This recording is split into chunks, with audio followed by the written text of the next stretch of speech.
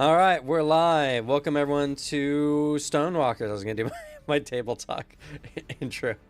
I've been doing mostly table talk lately. Not enough tabletop. It's been a couple weeks. Though, to be fair, this last week was not my fault. The Foundry was being dumb, and I needed a new router. We have a new router, which is actually really good. It's crazy how much better our Wi-Fi is in our house now. Like before, if you're sitting in the bathroom, your phone will just lose service all the time. That doesn't happen anymore now. Yo, you can be on the toilet longer. Woo! So, also, you might notice, Lurio is here. Hello. Hello, Lurio. I'm not doing a vision for you. Okay. Get fucked. It was too intense. He cannot bring himself to think about it again. He won't talk about it to the rest of the party. Yeah, True. Lurio. It was very traumatizing. Yeah, he saw something terrible.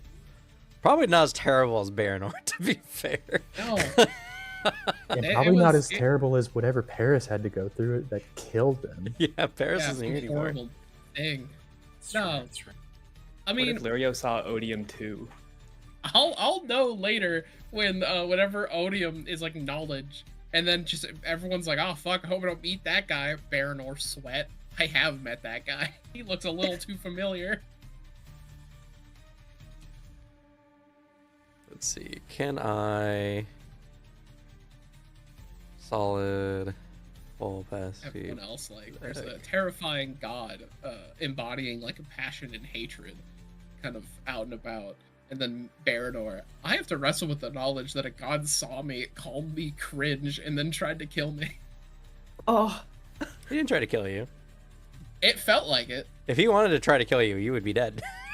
Oh yeah, 100%. Baranor Baranor has to wins filter these. it through like, I was given immense pain and it felt like I was dying. Baranor, no diffs. Yeah, It's I just parry it. he knows his moment.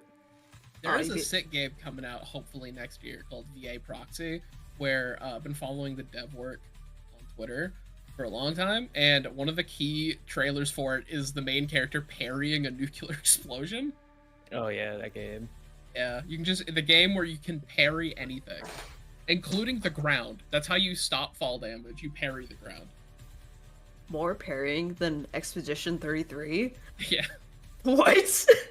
They saw Expedition 33 and they're like, I can do better. I All think it literally parries. started because he was like fucking around with this engine and like making a game about a cool robot with a sword. And he did like a parry mechanic. Someone's like, imagine parrying this. And he's like, okay. And now the Yeah. game is literally, let me parry everything.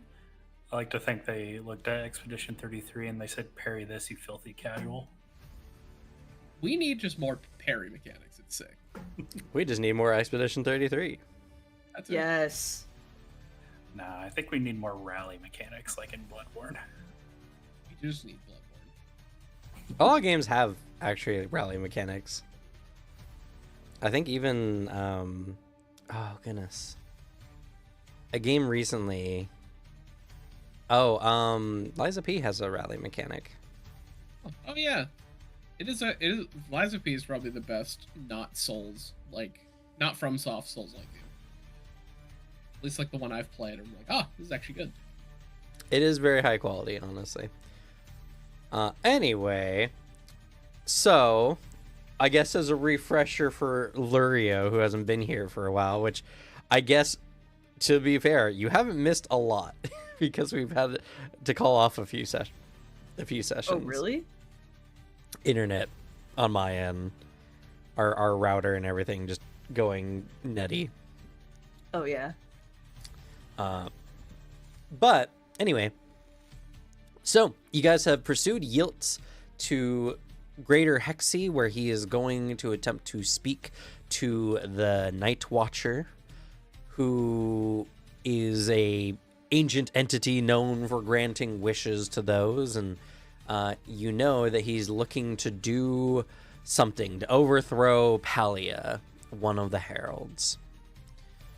You dealt with some of his zealots at the entryway to the forest, and you came across a Amuli medic who had been captured and forced to show Yilt and his people where the Valley of the Night Watcher is. Axok is his name, and he offered to guide you all to the same location in exchange for freeing him from his captors. Then you all came to the Night Watcher's Valley? I think there's a different name for it. I'm pulling up the book now.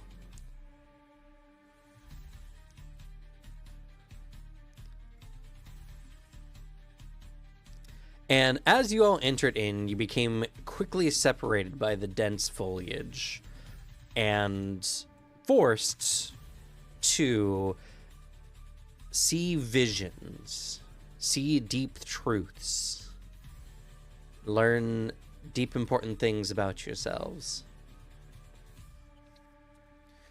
or about other things. Not everyone quite had the same journey. Yeah, it's just the Valley of the Night Watcher. Okay.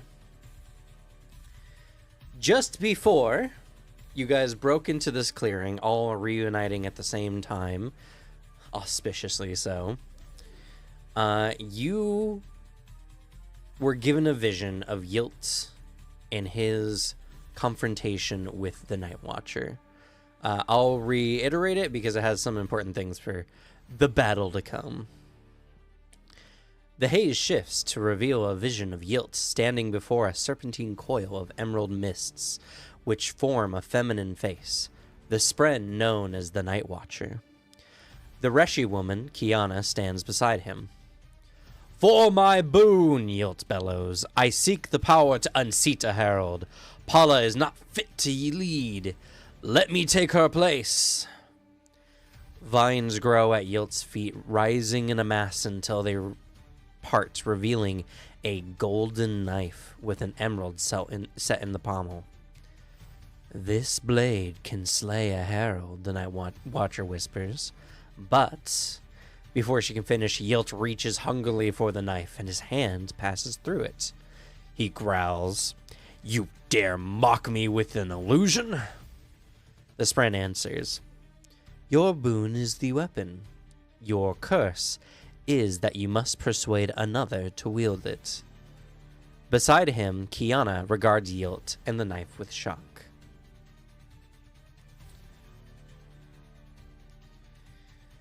As you all entered into the clearing, you see Yilt, Kiana, and the Night Watcher, and Yilt turns towards you as if expecting your arrival. He points his honor blade towards you, settling into a combat stance, even as he speaks to Kiana in a soothing tone. "This is what my visions were trying to tell us, Kiana. You've seen that Pala is lost.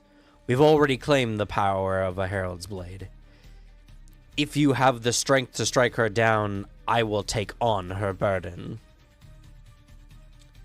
So, before you, Yilt stands at the ready,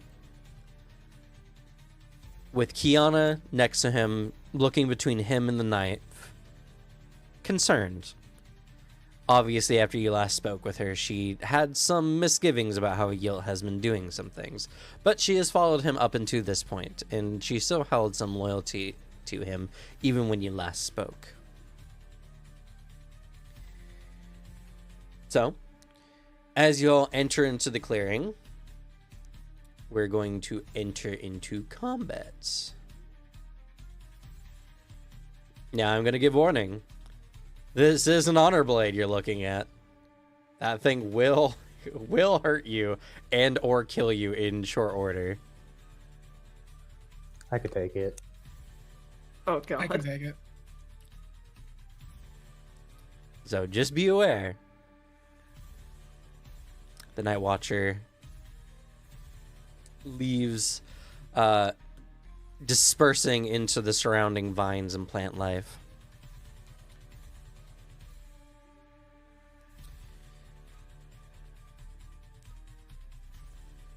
So, with that in mind, if there's anything you want to say to each other before you start, otherwise we'll just go right into it.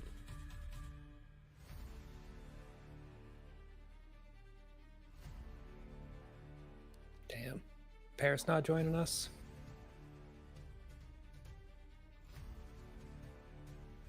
I hope the worst hasn't happened. We did not hear that, Alex. Yeah, barely came through. Oh, sorry. Gotta talk directly into the mic. We can only hope the worst didn't happen. Unfortunately, there's no more time to wait. Hopefully, you can make out of this alive. Oh wow, Lurio. Oh, hey. I can't help but notice you seemed awfully passive these last few weeks. Sorry, I've been in my head for a little bit, but I'm feeling like myself again. I'm glad to Use a hear it. smile. I was going through some character growth during that time, so now I'm more willing to be friends with you all. Oh.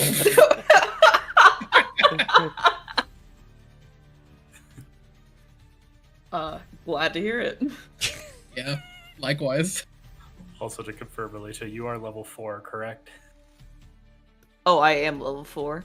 Okay, Yeah. just double checking. Yeah, she should have Okay. been. She was here at the beginning. Yeah, we haven't leveled up since Lurio left. Okay, phew, because I was worried about that a lot. Though this is the end of the chapter, so you'll be level 5 very soon. Yay!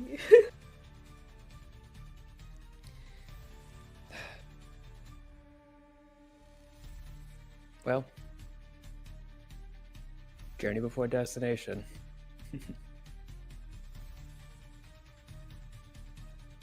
Life before death. I draw my blade. Let's do this. He draws out his blade too. Whoa. I don't have one of those. All right. Fast players. Me.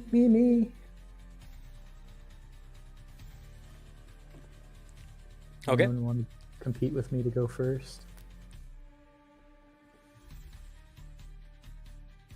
All right then, I'm going first. I will first move up, I guess 20 feet.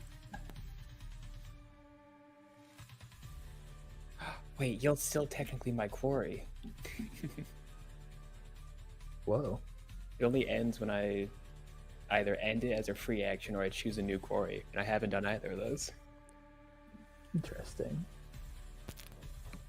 And then as my final action this turn, I want to use an ability. Okay. Yeah, use a skill. Something. Use a skill. I want to try to do a little persuasion on my friend Kiara. He did say her name earlier, granted. I guess know, you guys were 50 that's feet away. the only reason I knew it. That's true. You never Did asked I her get it name right? before. It is Kiana. Ah. I like just walk up to sort of halfway, and I sort of just look at Kiana, like kind of ignoring Yilt. Whoa. Oh. I saw the Night Watcher Watcher. selected. Thank you, Night Watcher. He's watching us. He's still here. She whispers her name into your ear. You actually got That's your it boon. wrong. Oh no. What's the curse? He forgets his own name. Who am I? Anyway. I look over at her and say, Kiana, you can see his madness.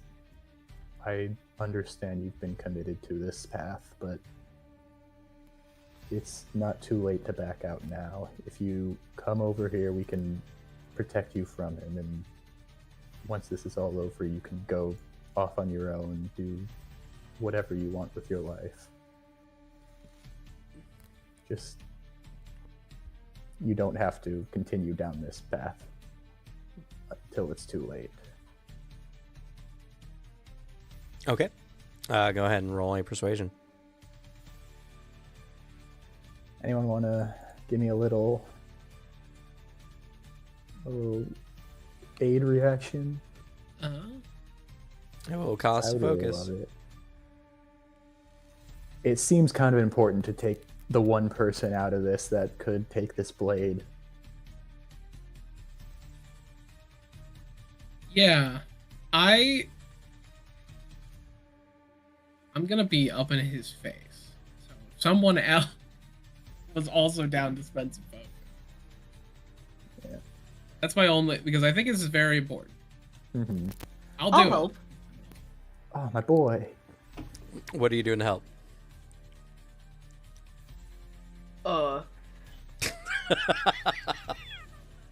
You were so didn't eager think to that help. far. Did you not think about how?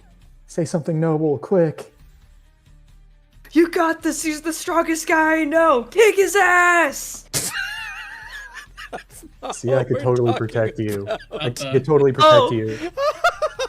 He's talking to Oh. the lady who is not super into some evil shit. Bro, I thought moral support would help. no, you're good. I mean, So it he's does talking. make me feel a little better. He's trying to convince Kiana that Yell is crazy. And Oh, that we God. can protect her if she chooses to side with us. My persuasion skills suck, but You don't need the persuasion skill. I'm doing it for you. oh, that's true. You just need to narrate what are you doing?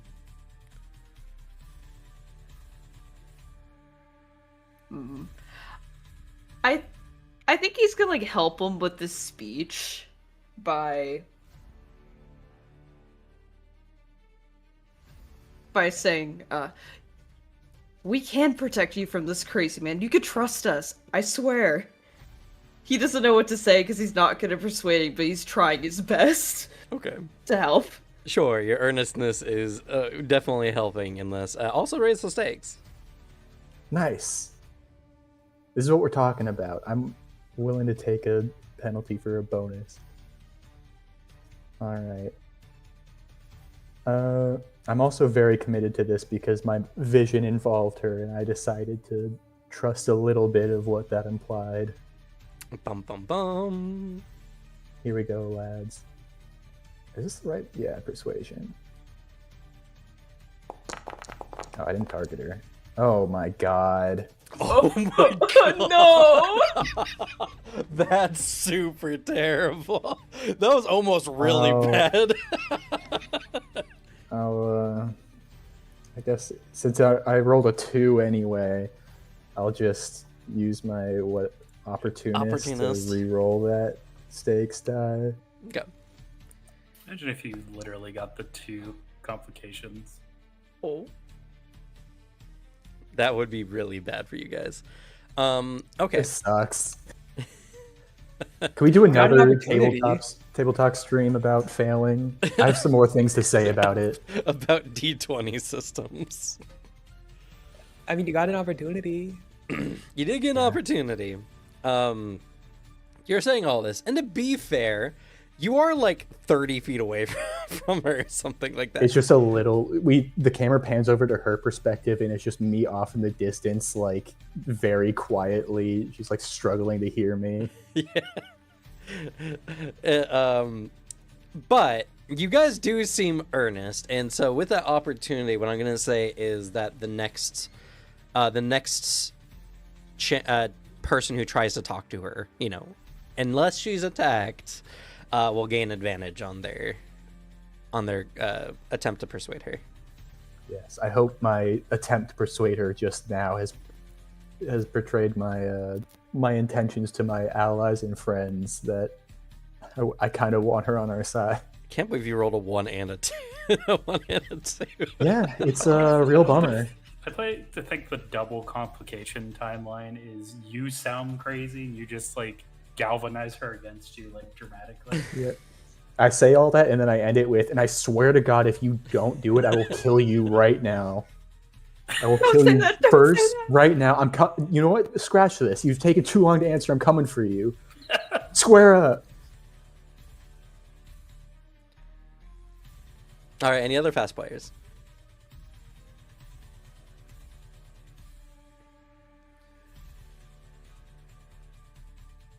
All right. Yiltz goes, Do it, coward. and he says, "Don't be poisoned by the words, Kiana. You know we have to do this. You know Pala is not suited to be a herald anymore." And then he readies himself to strike at whoever approaches.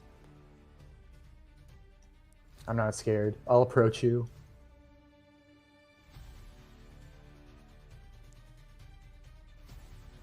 Let's see.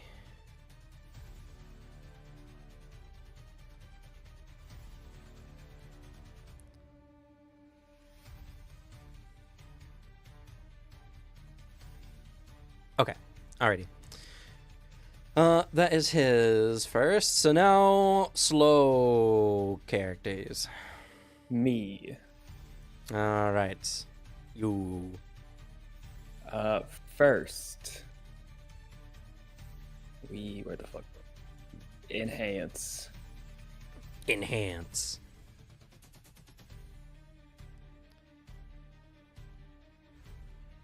And then next we will. Hold on, I need to check something.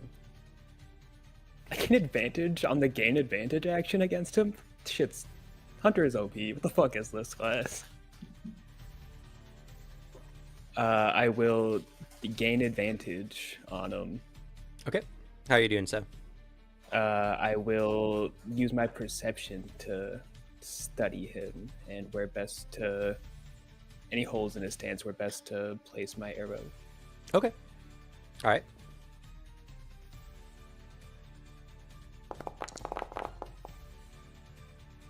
I didn't target him. Fuck. All right. This will be against his physical defense, and you do succeed. Hell yeah. Now I shoot him with my bow. Loser, I can strike from a range. And I got double advantage.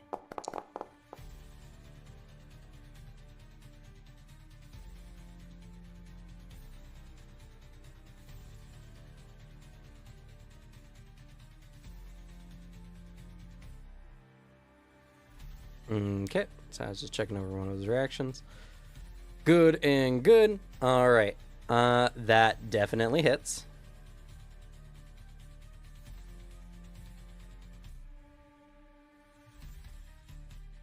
That is my turn. Okay. Oh, he has no armor. Oh shit. Is that real? Yep. He's just using his ability to predict the future.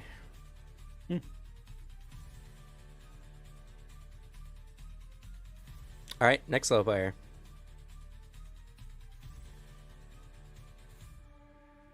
I can go if nobody else does. Oh, go ahead. All right. So I kind of want to be at full health, so I'm gonna recover first. Oh, you're at full health. Don't worry about that. Oh, okay, sweet. You should be at full health and full focus. Okay, I was gonna ask that.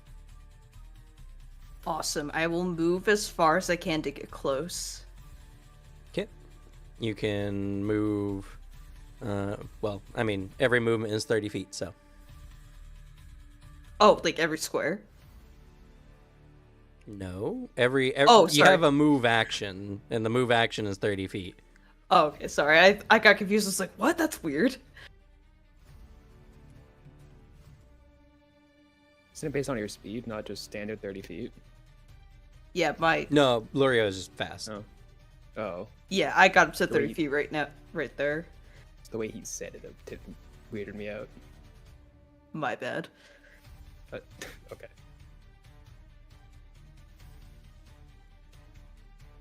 I think that's all my movements, so... Well, you have 3 actions. I'm a little nervous to go to... You can also ready an action for 2 actions if you so choose.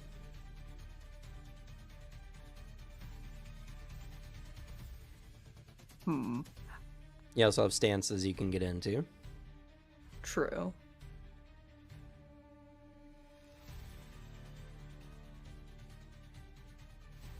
I'll get into Vigilance Stance, why not? Okay. It's only 2, though. I bet 1. Yeah, then you have 1 action remaining. You can also gain advantage Okay. for your next strike, however you'd like to Can do I- so. Can I use Discipline, since he's had his years of training in the Khalid army, and try to deduce, like, what his weak point is?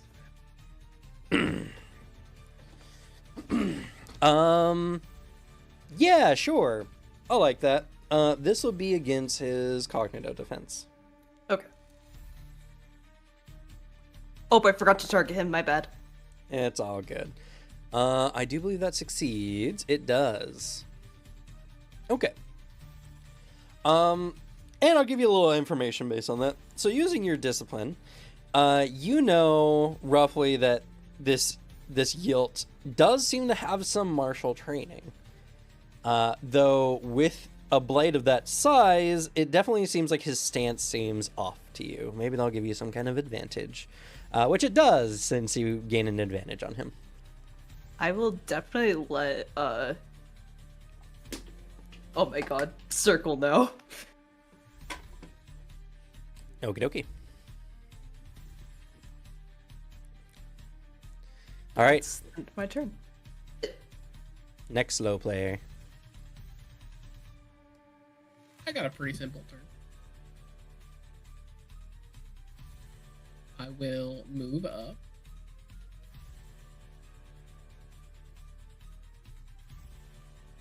So just kind of stand next to my allies here. I preemptively am going to try and gain an opportunity Okay. on the fella. Or gain an opportunity? Oh, sorry, gain advantage. Oh, okay. Gain an advantage on him. I would like to have something better when I run in. Fair. As he's stanced up, he's stanced in a way that he seems like he's waiting, reacting to someone to come at him, which is a fighting style that Baranor employs. So that peak, like, shit, I know how to beat that. That's my thing. So he's gonna try to preemptively plan out a way to get past that defense. Okay, so deduction then. Yep, my usual. Okay. Based on how you said it, this would be against its cognitive defense. And it's tiny. Hope it's tiny. Unfortunately, that does not succeed. I can't do it again. You can't do it again. It'd also be funny. Okay. This one's just for me, quite honestly. Sure. I kind of want to use transportation, because one of the things I can do with it, like, of a many few things, I can sense investiture, so just see if what extra fancy shit's going on, and learn emotions and motives, which might be helpful for her right there. And also for him, I'm curious what their emotional state kind of is going right now. Okay. You can. He is just inside your Spreadenbond range. Perfect. If needed, I could also take a step forward, because I have 5 feet extra movement. Yeah, I believe he is within 30. Yeah. Yeah. Okay, that's just in case. So yeah, I will make that's a transportation test. Yeah, this would be a transportation versus his spiritual defense, I believe. Gotcha. I'll double check on that though. Do that just to consume the investiture. Also, that gives you a description of what it is. So. I guess that's fair. I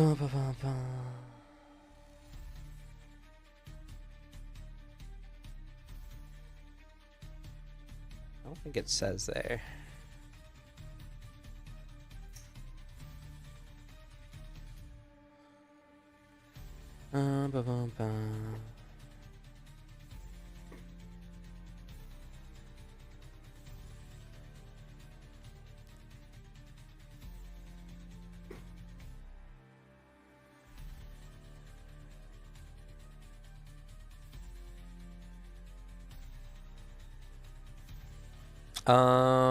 Yes, I'll say this will be, well, okay.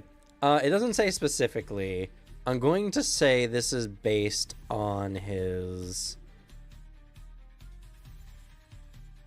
discipline of his emotions, considering, and discipline is a willpower one, right? So cognitive defense. Yeah, I'll make a transportation test.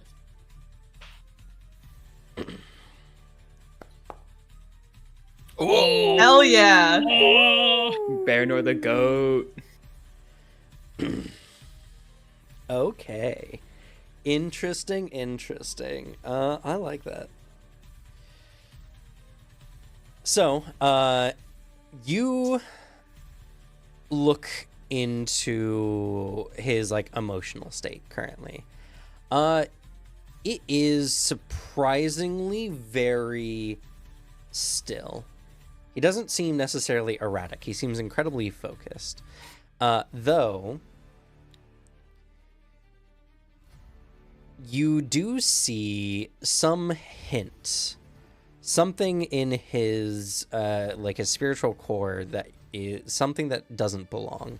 You see almost like a gold flicker every once in a while. And in addition to this,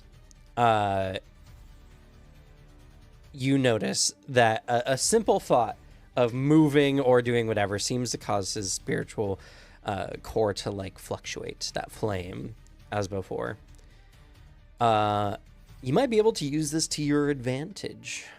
I'll say that this opportunity gives you advantage on the next action you try against him. I know how I'd flavor that. Does that give me any insight on his friend? Forget her name.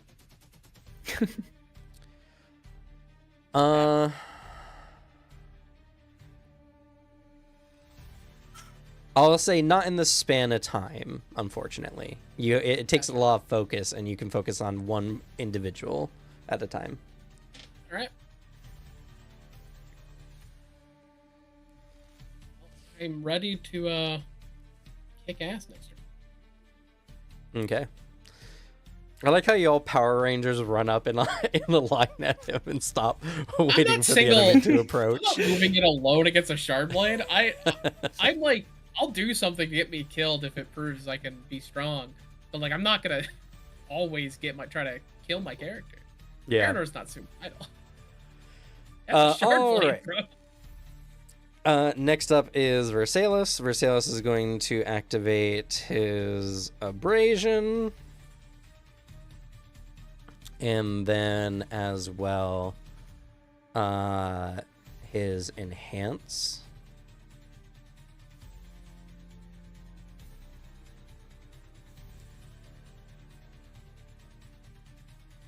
And then he's going to...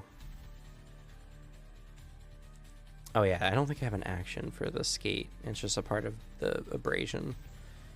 He's going to use the skate ability, spending 2 focus to move as a free action. He's going to move 40 feet. 5, 10, 15, 20, 30, 35, 40.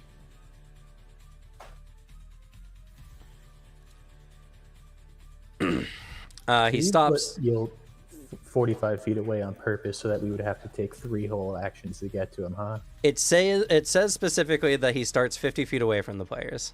I hate this. That's the whole point. Don't be low speed, loser. Let's see. And knowing that there's that Shard Blade there, Versailles is not super eager to dive headfirst into it necessarily. So he is going to move with his last action to like circumvent around. Oh, I can't move through those. That's unfortunate. He can't go that way apparently.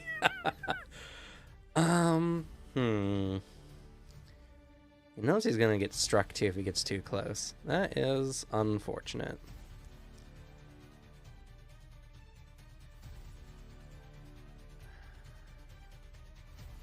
And he's gonna move just a little bit more to the side.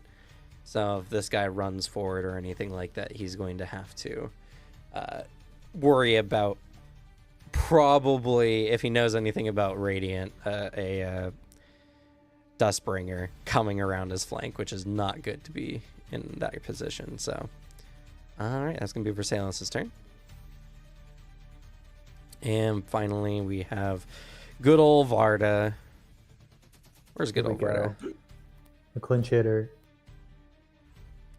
Wait, where is Varda? It's right there. Right next to Spear me. infantry. Oh, my line of vision to him was blocked when I was looking at Versailles. All right, Varda's going to run up. I think he has to move twice. Let's see. Nope. Okay. He's going to run up. He's going to brace. Even though he's not sure that's going to be helpful against a shard blade, if we're going to be honest. I believe in him. Oh yeah, he doesn't have brace. That's sad. Nah, he's got a cheat shield. Yeah. And yeah, he's going to use his own perception to try to gain one up on Yilt as well. Get advantage on his next action. See if he can see that weak spot that Lurio noticed. No. No, he can't. Oh. He doesn't need it. He's too good. Okay, interesting. So with that, everyone coming up, I'm going to use this complication as a way of showing this mechanic. So everyone's coming up. Varda being the most soldier-like, this has intimidated Kiana somewhat. Kiana has a special event in this scene where, even though she's not necessarily fully approving of Yilt's side, she is still a part of his whole thing, and so that complication will add to this track where she will aid Yilt if we get too many complications. Varda? What the hell? My fucking eyeballs, Cameron. The flashbang. Sorry. I don't know why. It shouldn't be that huge. So yeah, the very military appearance of your group, thanks to Varda's presence, has put her a little off. Us coming up and standing in a perfect line. Yeah. Moving forward in just exceptional formation. All right. With that, so that's all the players. Kiana goes. Kiana, not knowing what to do, she's not sure she wants anyone to have the knife. So, at this time, she picks up the knife with her action, and she readies an action to flee from whoever pursues her.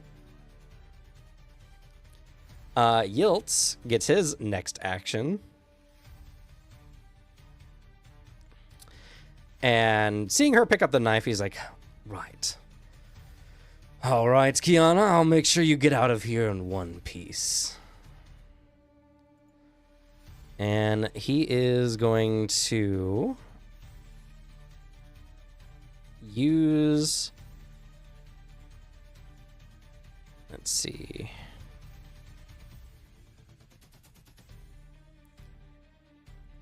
Yeah, he's just going to use the free action regenerate. Bitch.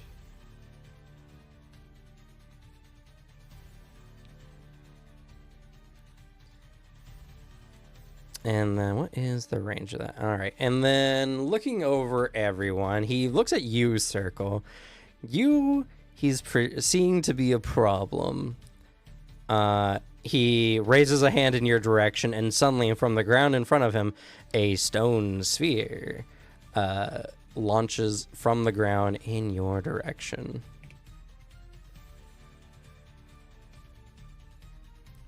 That's fine. He can't hit me. Oh, Oh. maybe he could. There's a loud impact, and circle is pierced by that stone spear. Can I like do a? What is the thing? Dodge? Is there another one? Dodge would be the reaction you're looking for. That does cost That's a focus. lot of damage. Yeah, but it's a grade 16. He rolled max.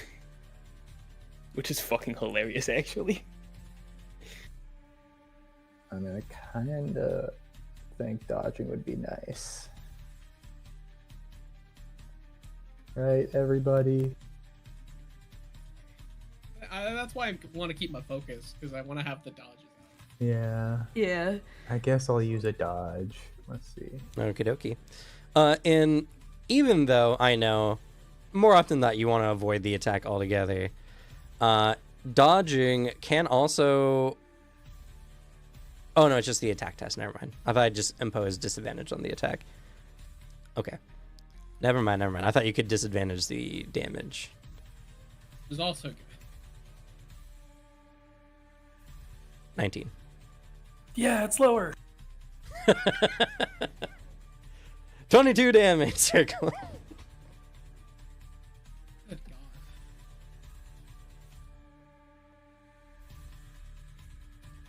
I get impaled right through the dang chest.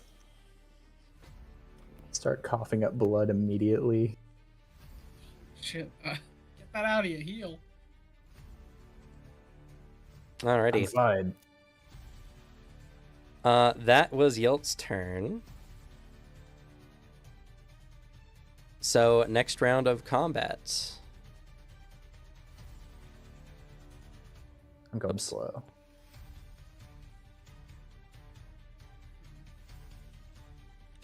We have to Considering, 'cause he approach has, because he's... Fast and slow.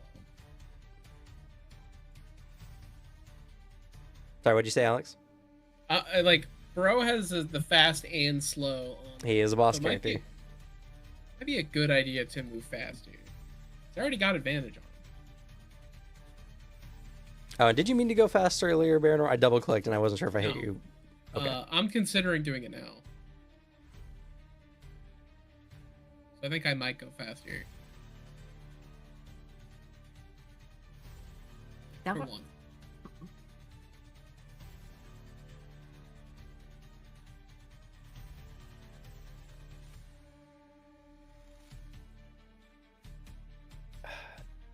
I need to go slow if I want to reach him. He's further than 40 feet away, so... Fuck, I'm following Baranor. I'm gonna go fast too. All right, Varda's gonna prep to go with you guys. Alright. All right, first fast player. I am gonna take that. Baranor runs up, especially that his buddy was just fucking speared. Run right up, and I'm gonna swing at this guy. Okay. Since he had an action, his ready to action is no longer valid. So Yeah. That's good to wait. 14. Or 16. 16, which I do believe hits. It does. God. But he's going to use a reaction.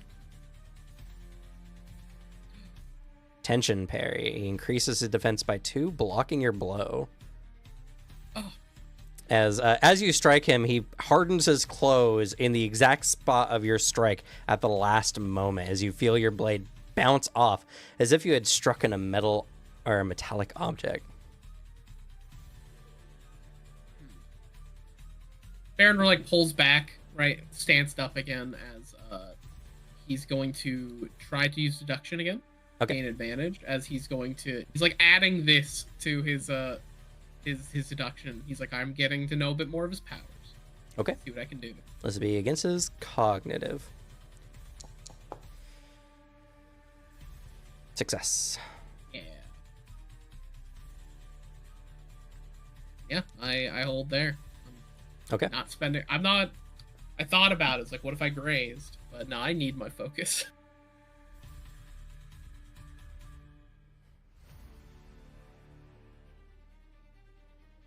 All right. Valerio, you're next. Oh, sweet. I'm gonna do the same thing. I'm gonna come up and give him a good hit. And then I had advantage. Yep. Woo! Hey, attention, All right. parry this, idiot. Yeah. The greatsword comes clanging down, and even though you do feel some resistance, more than you were expecting from his clothes, your weapon pushes through, cutting a pretty sizable gash in Yilt's attire and his body. Oh, that was circle. Circle. Oh, it's because you're Circle, targeted. no. Oh my god! What the fuck, Mario? Joke's on you. He can transfer injuries. That'd be so awful. Like you swing at the boss, and then you just hear your friend going. "Oh." I die right behind you. Oh god. Alright, and that's the end of my turn. Okie dokie. Versailles is gonna go. And he is going to skate for his remaining 2 focus. Where do I have... Let's see, what's graceful skating do? Nah, just not a straight line. Okay, that's fine. He's going to move up to here. And then his hand comes reaching out as he's going to attempt to turn this man to dust.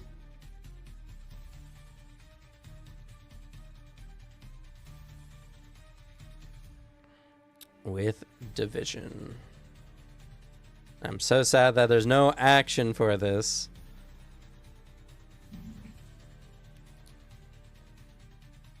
So it's gonna be division. Oh, I gotta target the man's. Oh, I am targeting. Good. This will be against his spiritual defense. Oof.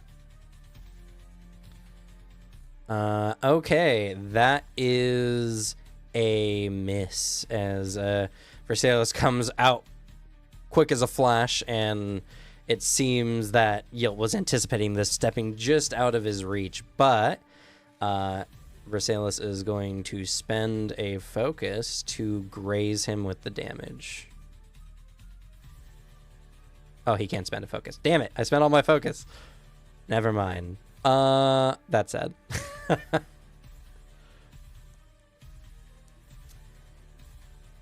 Can this even graze? Yes, it can. Oh. It's actually specifically stated that it can, Oh, that's crazy. which is really good because it rolls a lot of dice. Yeah, that's why I was wondering if it could. Varda's turn. Varda is going to move up here behind you, Baranor. And then using...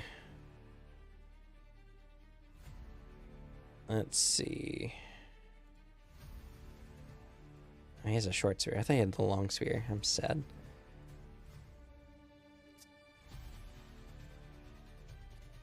He can't really do much. Y'all are taking up all the space around him, unfortunately.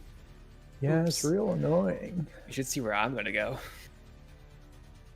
Let's see. I guess he's gonna spend a couple actions as he's hustling around to try to flank behind. Oh, there's this fucking rock in the back too. Oh. He's map running sucks. around. Alright, Varda probably should have went slow. Oh well. It's He was too Yilt's hyped. turn. Let's see.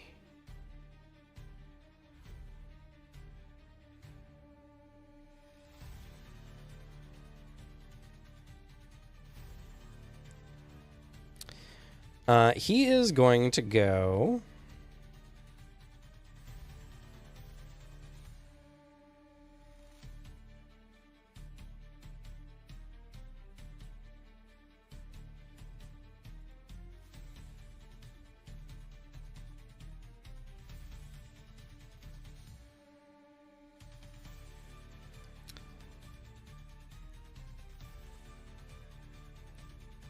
Oh, yes, he can. All right. Since he's been hit since his last turn, he turns to you, Lurio, and suddenly your vision warps. He's going to use Illusory Flourish.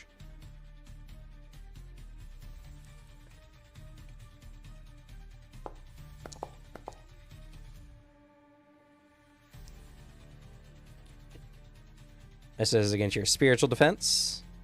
Oh, it fails. Oh, yeah. Mine's 12. Oh, it hits. Why was it? Oh, you're. I hit the wrong target is what happened. Yeah. Wait, no, I should have targeted weird. Is it doing my physical defense? Because that's 17. No, it's against your it says Yilt is the target of his own ability, but I have you targeted. I specifically targeted you. Anyway, no, that succeeds. All right. You become disorientated as. Wait, he hasn't hit him with a melee attack. Oh, he has to hit. Oh, I misread that. That was the dyslexia. I read he was hit. My bad. Well, then I guess I'm going to attack you with a sword. Yay! You're welcome. Here's an honor blade. Thank you. Thanks, Oh, Slug, God. for this. Hit miss. Goat. What can I say? All right, he's going to use the focus, and he's going to graze you. So you take 6 damage. Okay. You hit the little 6 next to the damage there, and I'll pop it up.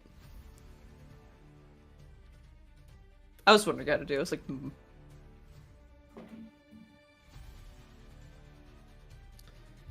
And then, well, I can't use that illusory flash now because I did not hit you.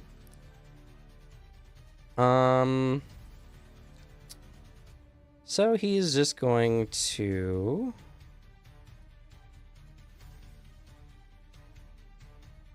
Oh, I see. Yeah, he is just going to.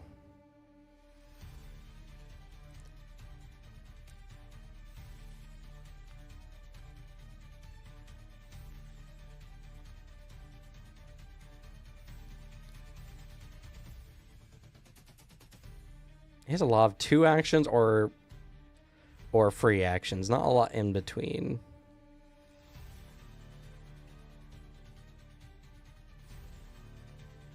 I don't really need to use that yet. Well, I guess I can. I don't think there's a limitation to it. Yeah. Yeah.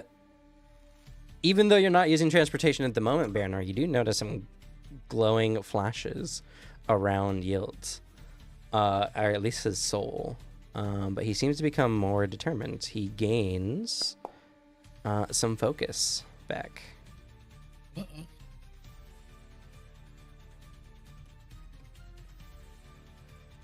Okay. That is Yilt's fast turn. We move on to slow. Slow players. Music cam. What? Music is on. Wait, is it? Yeah. I can't hear it. Yeah, I can't. Weird. It is playing. I can hear it playing. Indeed, it is playing. I think your Discord stream is not working then. Oh, there it is. I hear it. Weird. I did reset it back to the beginning, but it was at a pretty loud part before, so I don't know what it was. The Discord stream just wasn't working. I guess. Okie dokie. Slow players. You want to go first or me? Me. I'm gonna have to fucking. Actually, no. Yeah, I'm gonna have to drop my bow. 'Cause I need to put a thing on me and then do move in action flying ace. Sucks.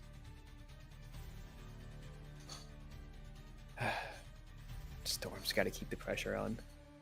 And I'm just gonna drop my bow, quick draw my rapier, spend an investiture, to put a basic lashing on me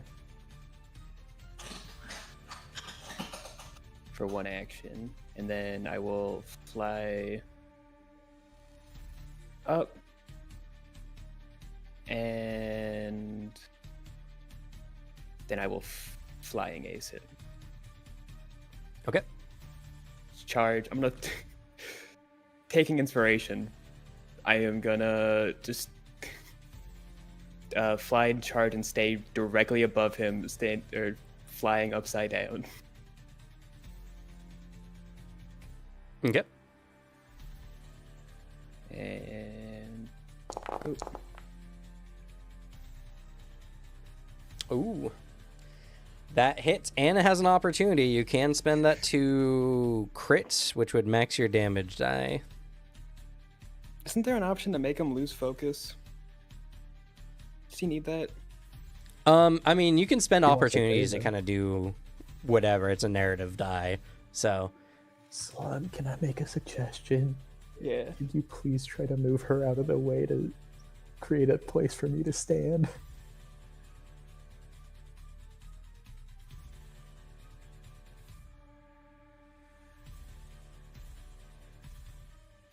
Can my speed and direction of attack have been so forceful that it knocks Yield back and then bumps him into her and she gets knocked back 5 feet to the left?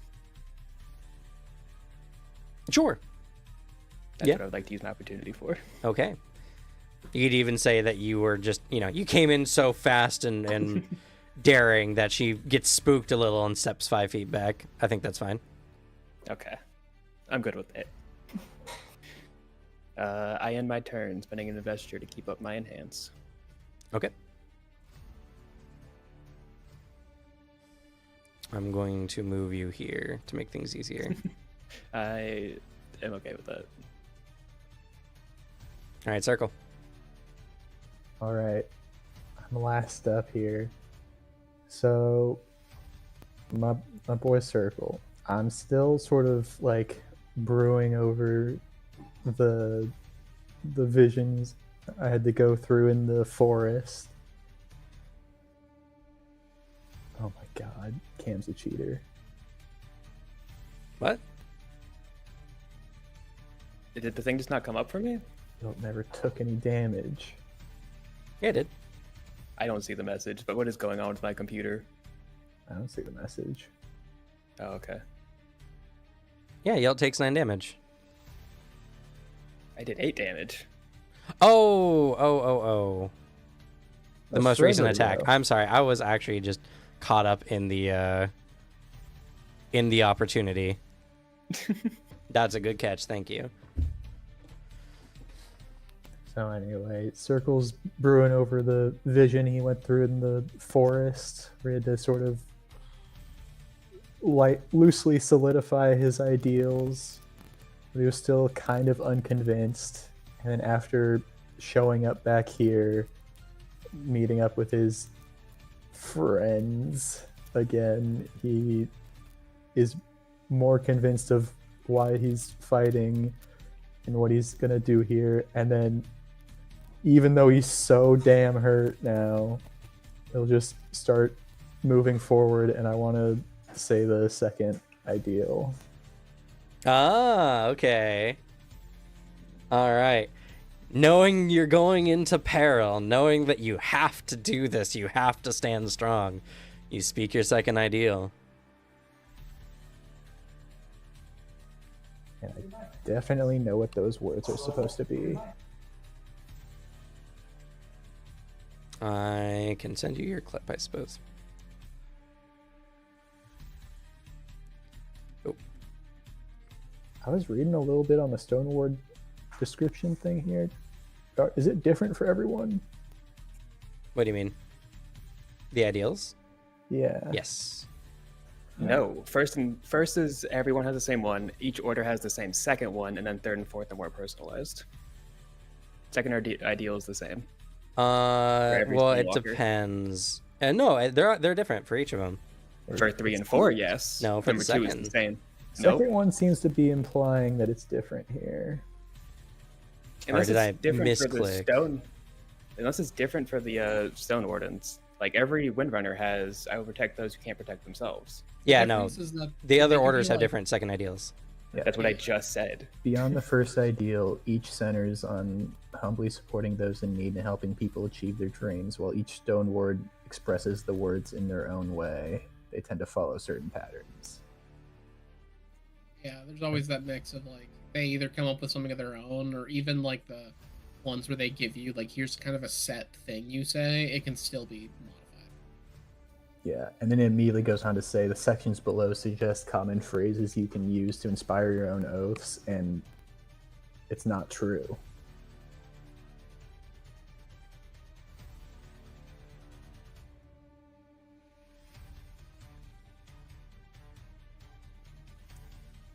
Anyway. So I'm just supposed to make this up then.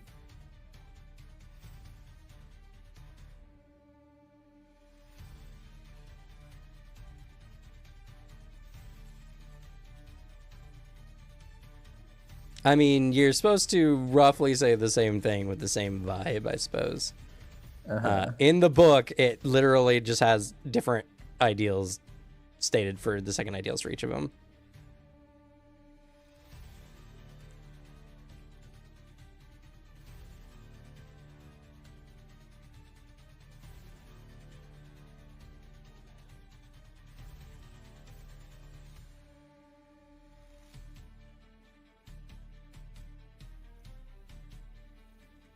Okay, let's see. I posted the clip for the second ideal for them in the Discord. Is it just I will step forward when others fall back? Yep. Yeah, All right. you can add some extras to it if you want, but yeah, it's mainly that. Yeah, no, the second ideals are different for each of them, even vibe-wise. All right. Yeah, I guess I just start. I put my hand over my huge wound now and start sort of shambling forward and say, I will step forward when others step back. And I just sort of solidify my determination here. Yep. There's a burst of energy inside of you as you hear in a deep voice off in the distance in your mind, these words are accepted. You become empowered.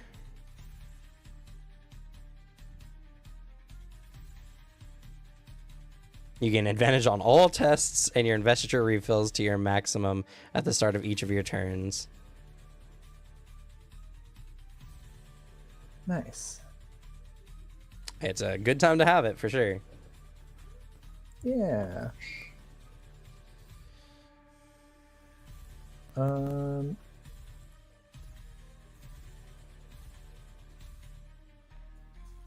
Cool. Is regenerating a free action? Yes. Yeah. That's crazy. And I guess I'll just start. I'll start off with that. It's a good one to start with.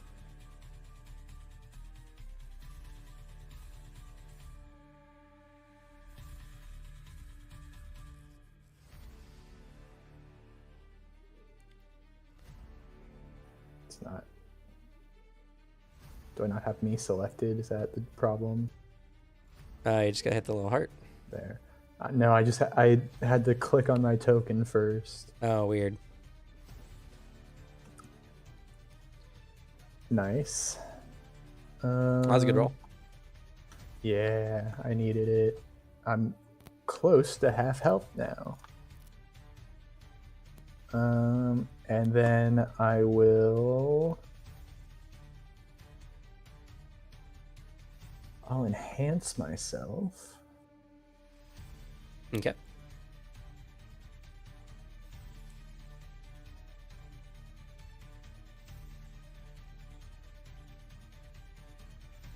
Now it's a free action. Let's go. It is? Oh, Yeah, it when you was speak the after second the ideal. first time, right? No, it's free for. It becomes a free action because you said the second Oh, ideal. nice. And then. Oh, that's so nice. It increased my speed just a little bit. Then I will walk up steadfastly. Let's see.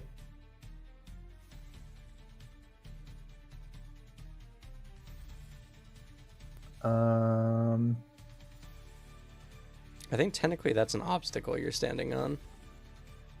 I don't know how you would have moved on to it otherwise. I guess I'll go here. I needed to do a full move action anyway to get one more space. I can just go all the way around.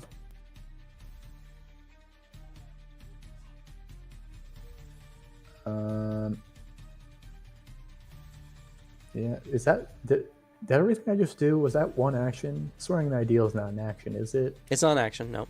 The only action you've taken so far technically is movement. That's crazy.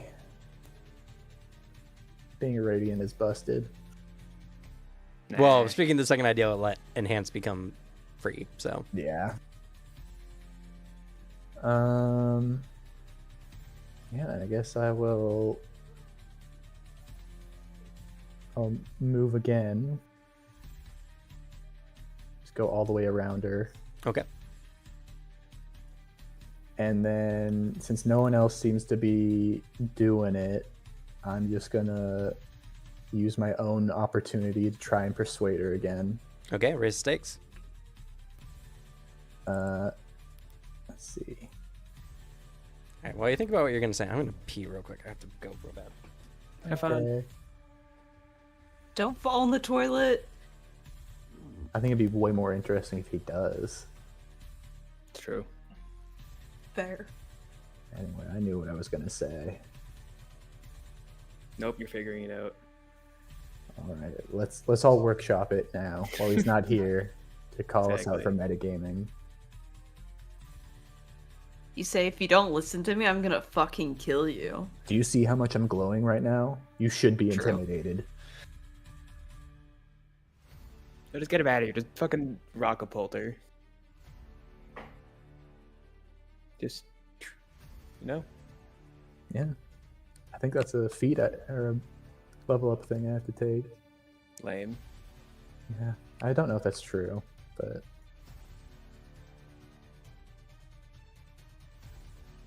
I think you glowing will help a lot, to be honest. Because if you told me, while glowing, that you could protect me, I'd believe it. yeah, I mean, be like, look "Damn, how I guess I can." look how imposing I am. And Bro we're all is hurting him, standing there- too. Bro standing there like a white beard. Fucking just hole in his chest. It's a slightly smaller hole now. So imposing, you're imposing yourself in between the both of them. Exactly.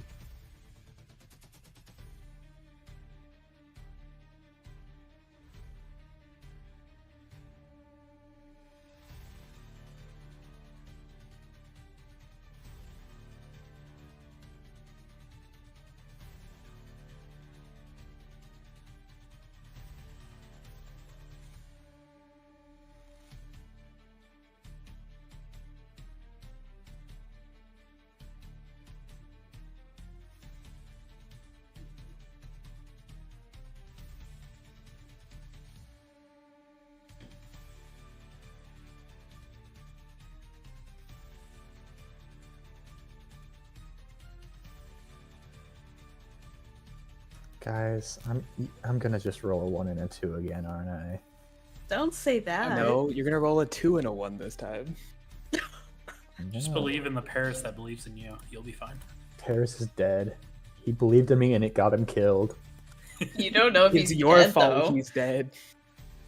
I believe that. He was standing right behind me. And you led him to his death. I left him behind and he'll never be seen again. You stepped forward when someone stepped back and they died because of it. The words are flawed. The ideals are wrong. No, don't think that.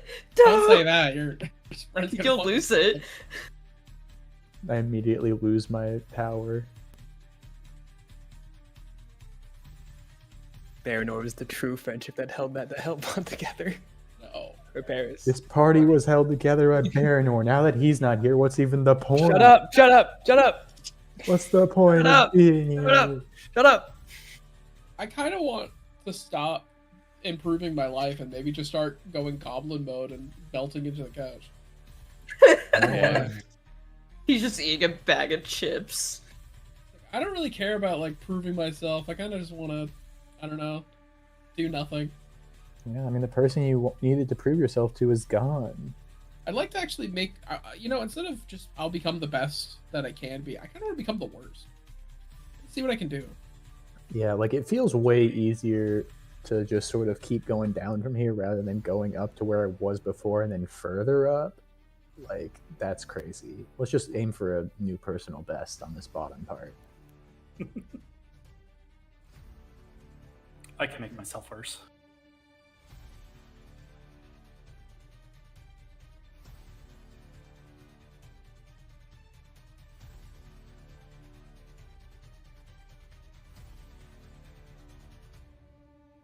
It'd be really fun just to have Baranor transporting himself from his couch to his kitchen, just to grab a bag of chips and then just transporting back. Oh, it like that's only for the effect of the outside world, because like I can't even be efficiently lazy with that, because if I'm using the cognitive realm, I'm phasing in, I'm walking there, and then I'm phasing back out. You're doing it just to walk through like your wall, It's like Just, like, slightly faster. 3 feet shorter Yeah. to walk. All right, I'm back. Sorry about that. Welcome back. Hi. Talking to Kiana. Yeah. So as I am sort of striding around her, I'll just put my hand on her shoulder and say, "Please step back from this fight. You don't have to be involved." And then I'll just sort of trustingly show my back to the person with the God Killer knife in hand and stand in between the two of them as like my show of good faith and also my willingness to protect her in this situation. As we continue to go Jujutsu Kaisen on Yelt over here. Yeah, yeah. Jump him. And Jump then I his ass. clap. Ugh. Do you I'll want to take use it. your opportunist? It's against cognitive, right? Yes. I'll take it. I'm gonna pass this check. Or what did my thing give me? Yeah, give me +4. I'll pass the check. Well, remember the event. Complications give her a siding with Yielts. Yeah, but Yeah, if I if we just get 3. convince her not to, right? Okay. Because I'm counteracting that with this, right? Or is this just gonna counteract like one complication on that chart? Well, it doesn't do that. So when in general, when you're trying to like convince people in this, if they have a reason not to agree with you right out, they'll have to spend focus in order to disagree with you, rather. So Don't you an dare spend your focus, Kiana, what's her name? I don't even Kiana. remember. All right. I care so much about you, Karen. All right. Well, if you're sticking with it, she will have to spend 2 focus. Oh. All right, someone keep doing it for her. And I think that's all my actions. All right, you say this. She's very conflicted in this moment. She's standing at the precipice. She could literally go one way or the other.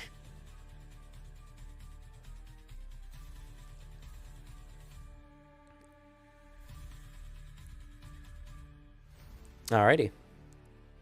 That was circle.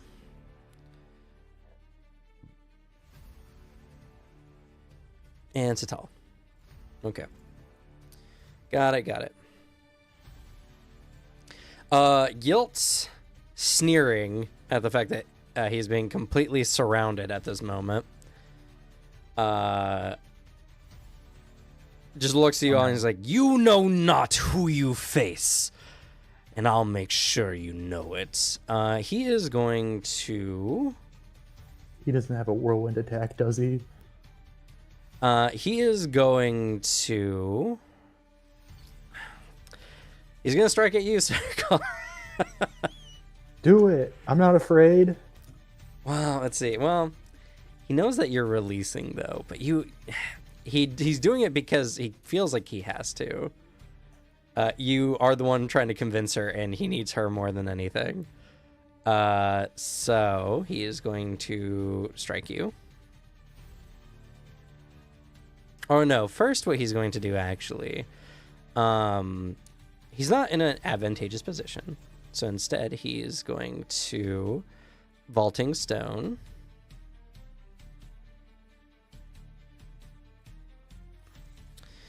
And yeah, he moves Kiana 15 feet away as he's like, don't listen to their lies. You do not need to be protected from me. And then he is going to use his flowing earth ability.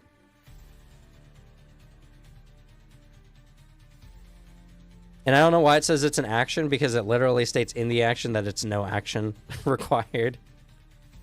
Maybe they just needed a symbol. But there's free action symbols. As he flips over Circle, a big jutting pillar of stone kind of launches him up and over, and as he launches up and over, he is going to gain advantage using his cohesion against you. This will be against your physical defense. Make sure you dodge.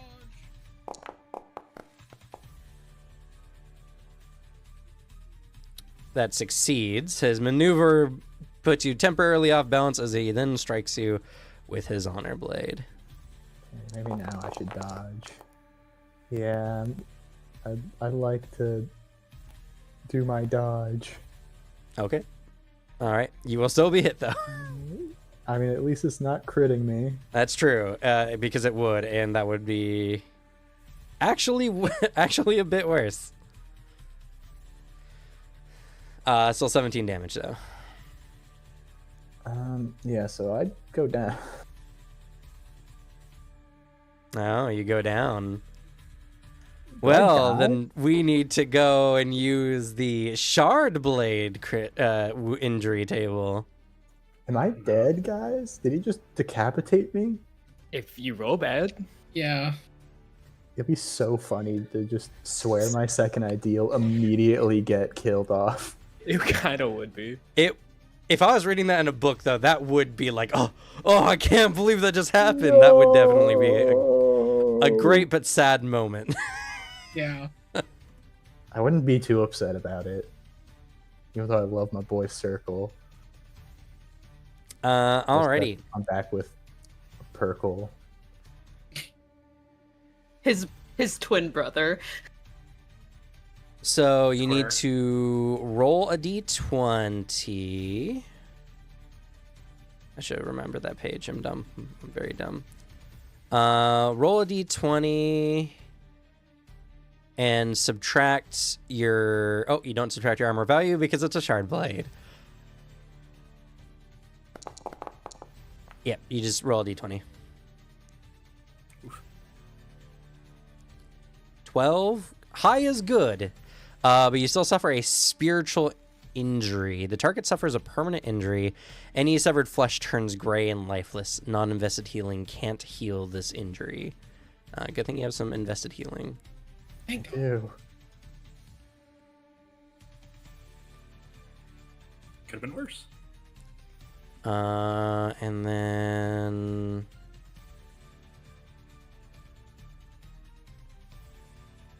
Is there a hit location table? Oh, no, it's just a... Okay, I need you to roll a d8.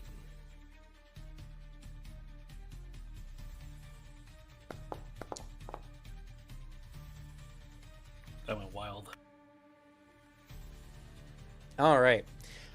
As he flips over you, the blade clips through your shoulder, and you feel a good portion of your right arm and side go dead.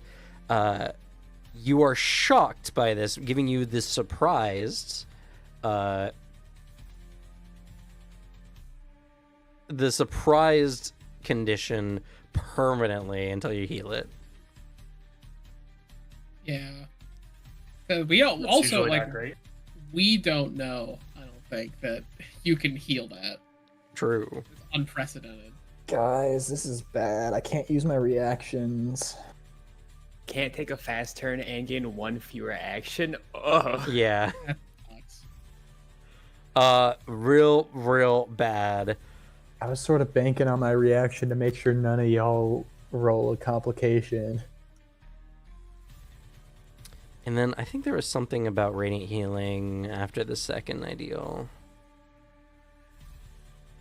There's a talent you have to take for wound regeneration that's in like the middle tree area.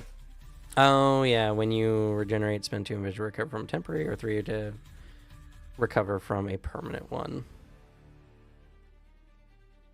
So yeah, even though you can use your arm, your body is incredibly hindered by the injury.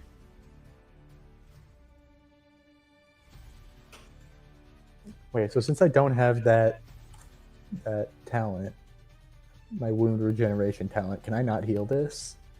Not the injury now. Cool. Certain will find a way. Actually, wait. I will say Didn't you we- did. We saw her do that. Yeah, when I swore the first ideal, I recovered 2. Yeah, well, that was just for narrative play. I mean, I was talking about we saw fucking Kiana or whatever. We saw her heal somebody. She can heal people, yeah. So I think that's more reason to Oh. fucking convince her. Like, oh please. Nobody roll a complication at all. I can't stop you anymore. Nobody roll a complication at all. Do my best. Same here. Alrighty. Dire, this is very much a Brandon Sanderson moment right here. Suddenly the tables turn, and suddenly things are a lot worse. Alright, Kiana doesn't know what to do. She's very conflicted, and so, yeah, she's gonna ready in action to run away from anyone, and that's gonna be her turn.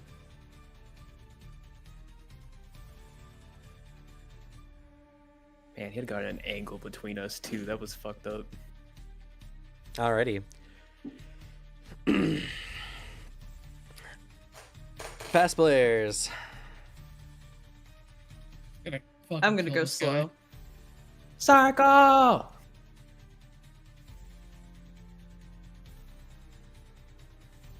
Ready's up like immediately. Also, Pissed am I at- prone pissed because at- I pass out or something, right? I'm at 0 pass out health. at 0 HP. I don't think you actually pass out at 0 HP in this system. I think you just start taking injuries. Let me double check real quick though.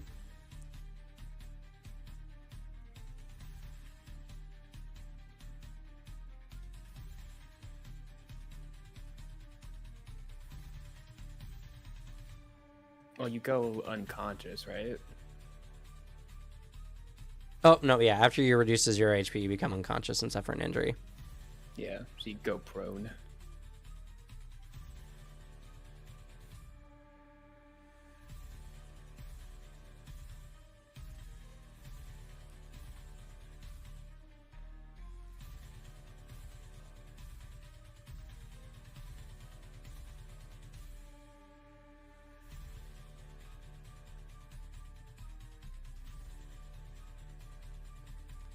Alrighty. So, Satal. Well, that's so fucked of you.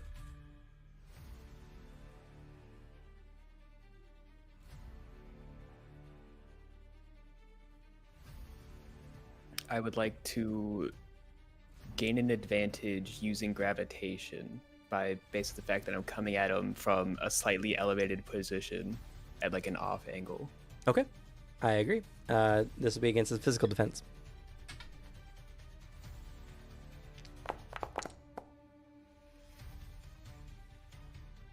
Got it. Good thing you had advantage. To be fair, Yep. 17 was the first roll. That is a success. Sweet. And then I'm going to favorite use of flying ace to move one square over and strike him. Okay. Double advantage. Brother. Oof. He But anticipates your counter-argument- action and dodges. Where the fuck is it? Except he forgets the tallest goaded, even though he still anticipates me. I graze. Okay.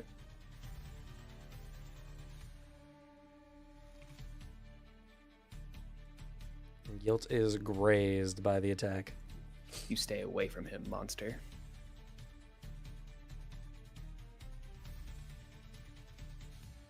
I took the damage. What the fuck, Cameron? What? Oh, I thought I untargeted you. He's cheating. He's cheating left and God. right. No I wonder just- I went down so quickly. Oh my god.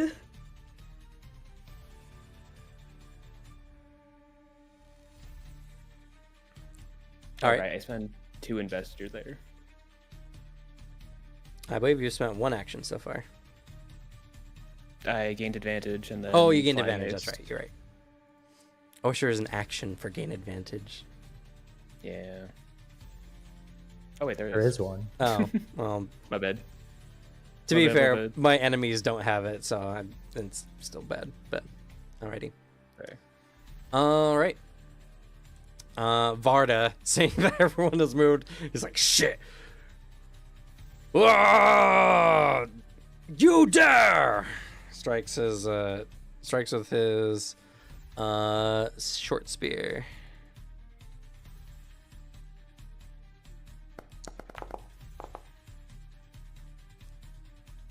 Damn. That's our boy. He plunges Yeah. that into Yield.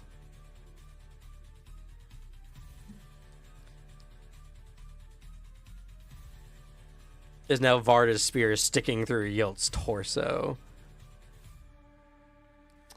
That is Yilt's or not Yilt's turn. That is Varda's turn. Yilt is going to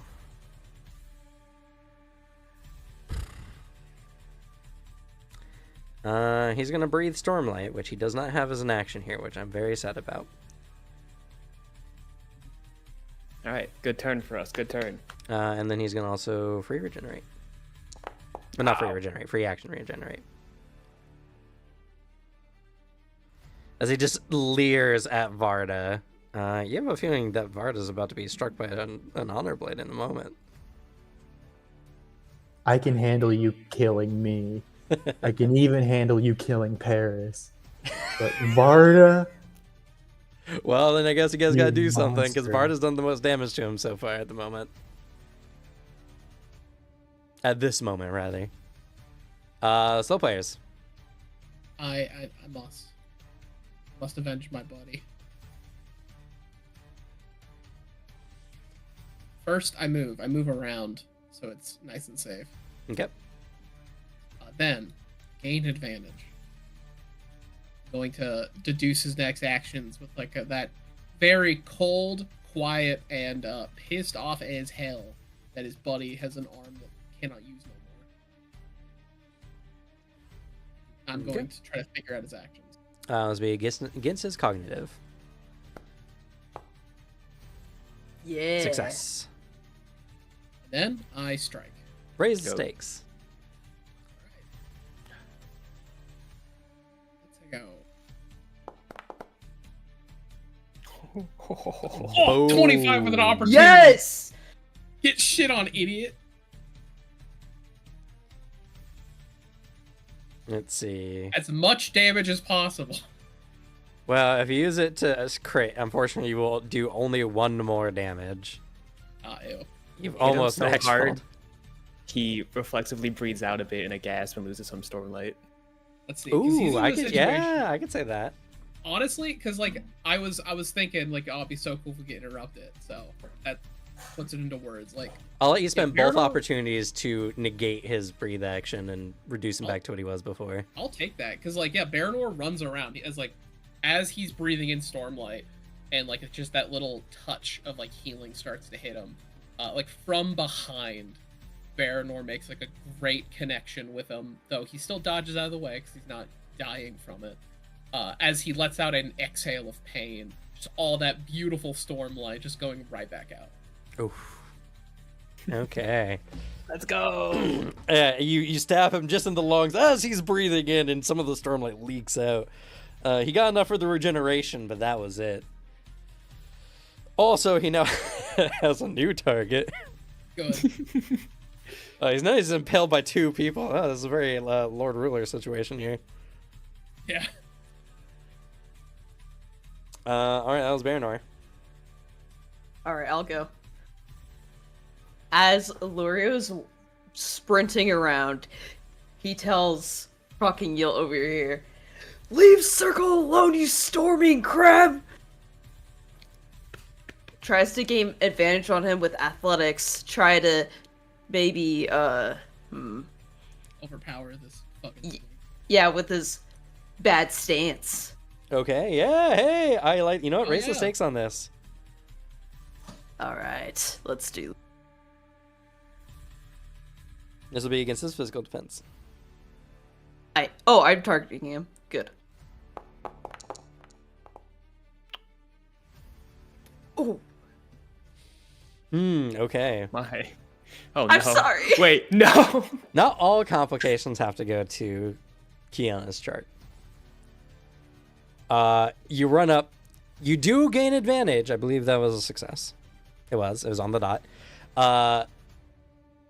But you've left yourself open. His next action against you is going to gain advantage. Oh. Oh, okay. Okay. That's worrying. Okay. As.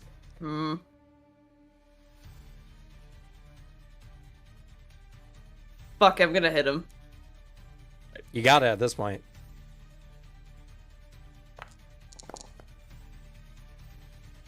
Is that advantage? Don't forget. So Oh, You had a little sword Oh. animation. What was Oof. that about? Everyone's had little weapon Yeah. animations if they've been using it. you know what? Fuck I him. shoot an arrow with my thing. There's a sword animation. I'm gonna be petty as hell. I'm gonna grace him even if it's grace for one one damage. damage. You're gonna spend a focus to do this? No, I'm gonna use my combat expertise to. Yeah. All right, grace for 1 damage. But you're also a hunter? No, I it's a- believe the warrior also gets it. Yeah. That's right. Good one. Because he hurt my friend. And Yeah. anything to hurt him, fuck him. You saw his stance.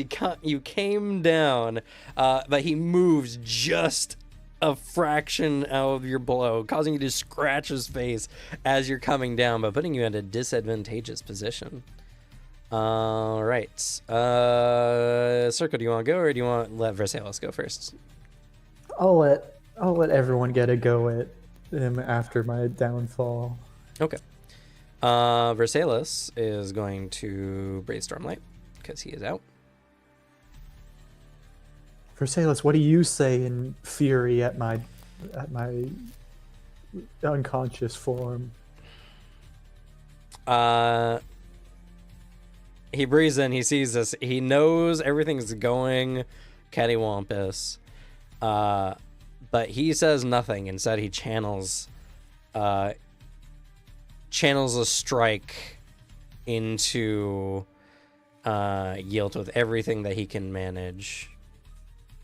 That's okay. We're just not there yet.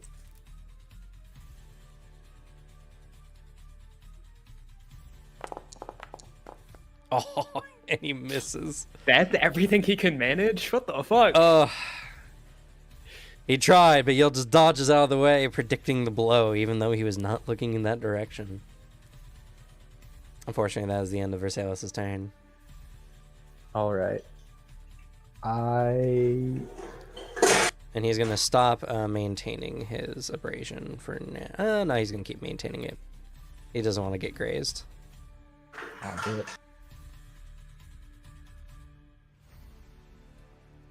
it. So at the beginning of my turn, I get my investiture back up, yeah?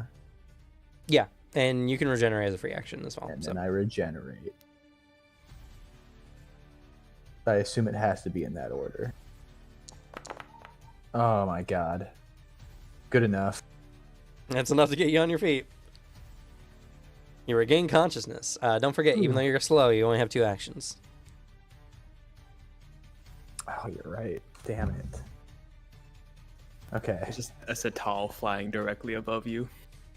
So this is a narrative game, right? Yeah, I agree. It is. So if I convince you of something, Mm-hmm. even if it's not necessarily mechanically sound, Sure. okay. If you I'm can gonna- justify it. So Kiana is sort of like right on the edge of picking a side, right? Yes. Seems like it anyway. I will, as I'm laying here on the ground unconscious, I sort of feel the pulse of the earth under me, and I breathe in a little more stormlight from the surroundings as I open my eyes back up and slowly push myself up to my feet. And I would like to try to gain advantage on Yilt by trying to convince her to fully side with us at this point, to sort of like distract him through her turning to our side. Okay, yeah, if you manage to, I will allow it. Okay.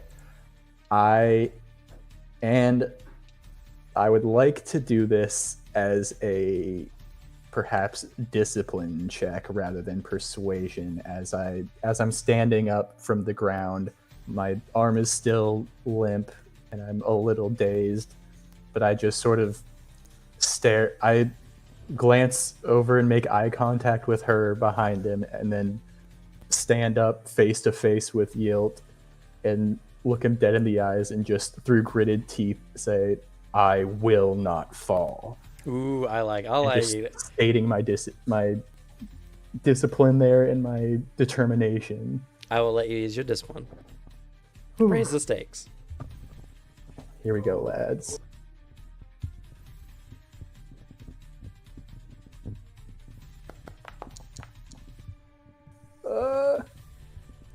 I'd say gain advantage on that.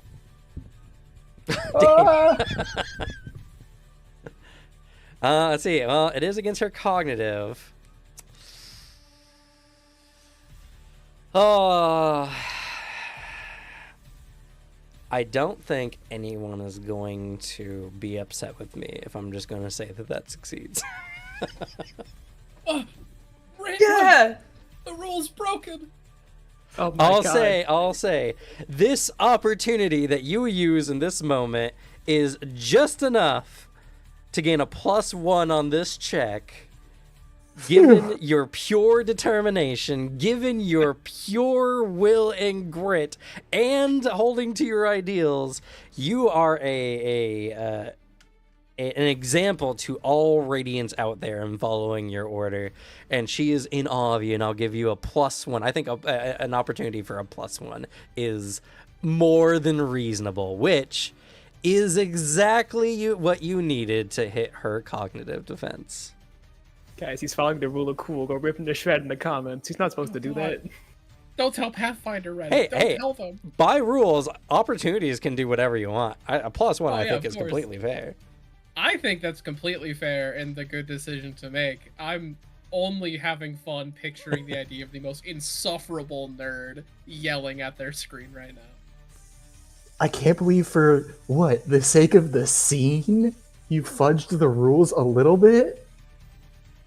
Also, I have to help Booter, man. He can't roll above a 10 to save his life. I need Yeah. this. I need it.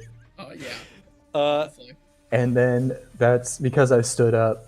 That's the end of my turn, but I bank. standing I up is put not an a- action. What? Oh my god. Your movement speed just gets reduced by 5. We've been over this so This is many times. insane. This game is busted. So if you want to Ratings are take a punch busted. at Yilt with your advantage gained, I I'll do allow it. Do it. Punch him in the face. Do it, Circle. Kill him! His I was face gonna- looks punchable. I was gonna feel really bad when I got to the end of this fight and hadn't swung on him once. Here we go. Now is the perfect time to do it. Please, miss. Oh, there it is. You know what? Roll an opportunity die with that as well. I think that is also stakes worthy. Dang. No. Oh well. But It was. I can do. Should I opportunity. do it, guys? Oh, you Get a can't. complication, turn her. Oh, and you Uh, can't use reactions. Can't use your actions. It's not a reaction. Opportunist is not a reaction. It's just a Oh. thing I do once per turn. Okay. I mean, if you want to. Oh, no, it's right. It's Watchful Eye that's a reaction. Yep. I see. I see. Should I do it, guys? You want to? Yes, get a Fuck it, do complication it. and turn her immediately against us. Oh, Never punished. Oh! Yes! I'm never punished. Our goat! Do you want a crit? That What does 5 that more do to to your my game? damage. Yeah, I want to crit on this guy. Okay. I stand up, look her in the eyes, and then just turn to face him and say, "I will not fall," and just absolutely break his nose with this one. Yeah. Oh, slow motion. Yilt leans his head back as he sees stars in this moment. As he's turning around, he sees Kiana looking at him with a pitiful look. He knows he's failed. And because of my thing, I don't remember where on my sheet this is actually. Here it is. Cohesive teamwork. Whoever goes next.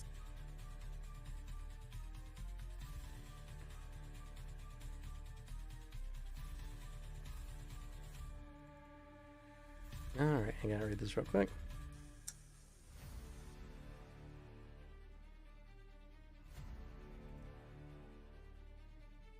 Okay. As he turns and he looks and he sees that Kiana has been convinced, he gets his second action.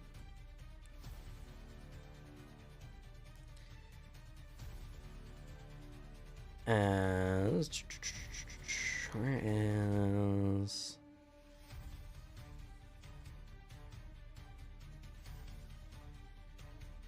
Come on, do it. I dare you. I'm not scared.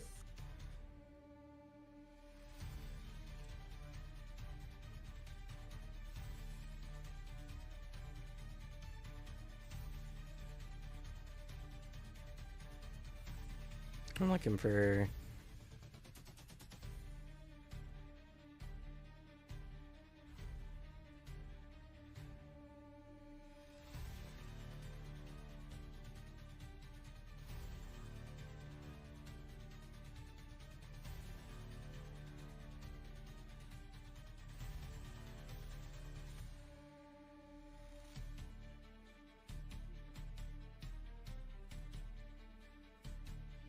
where is if she sides with the NPCs or with the PCs?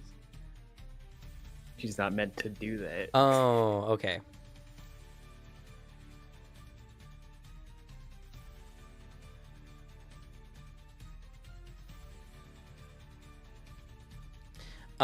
Seeing as she has sided with him, even without her saying a word, sided with you guys, even though she hasn't said a word, Yilt's green eyes flash in anger as he shouts at the Night Watcher. I see you deceived me, Spren of cultivation. But despite your efforts, I've learned the truth. A herald can be slain. I will find a way to take Pala's place. With this, first, he is going to use his Surge of Regrowth. Oh, no, he can't. He's out of Investiture because he got it knocked out of him. Let's he's go! Going to breathe in Stormlight. And then he's going to use his Vaulting Stone as he leaps up and past you, Satal, as he moves So mad this 15 feet. doesn't trigger reactions. There's fucking 6 of us right here. It does not because it's so sudden and quick. And then with his flowing earth, he continues and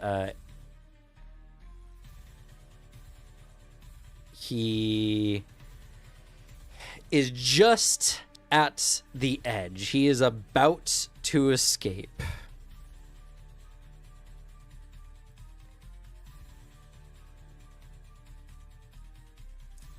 And he's also going to regenerate because he can do so.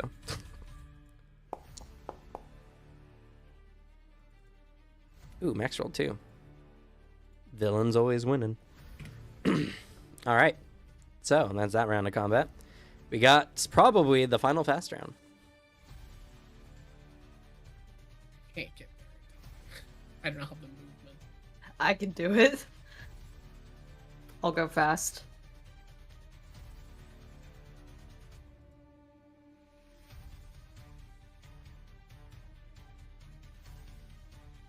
Yeah, I can just get to him. Okay. Do it, Luria. I'm gonna thwack him, this bitch! All right. You're uncharging him. He's about to flee. Oh. He saw it coming and dodges. Actually, my cohesive Cohesive teamwork, teamwork. Oh, yeah. it gives you Gain advantage advantage. on that. That hits. 23. You slice through a good chunk of him, but he's still alive. Oh, can you go? Are you? You can fly. Oh, I can't fly.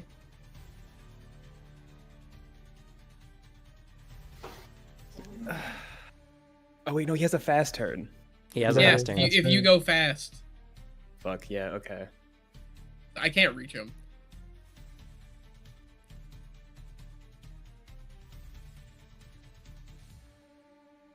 Yeah, okay. Gonna have to do the same thing of I'm gonna gain an advantage using gravitation. So I'm gonna be coming at him at a weird angle. Okay.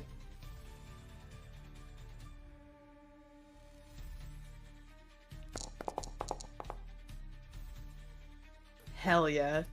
Pretty good. And then anyway, flying ace.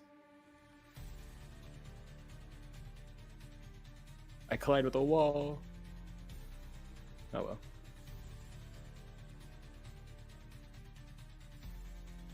And double advantage.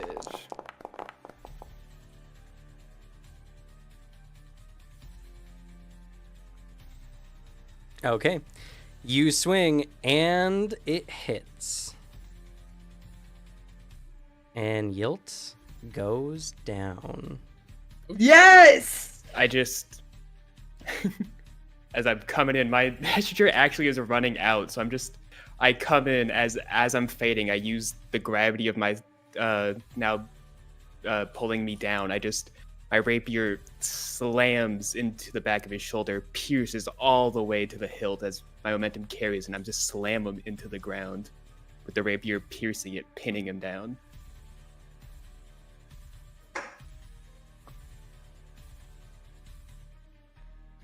Well, hell yeah.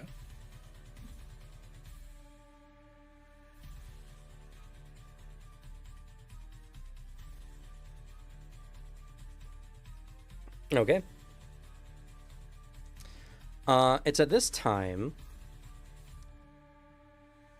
that the Night Watcher reemerges.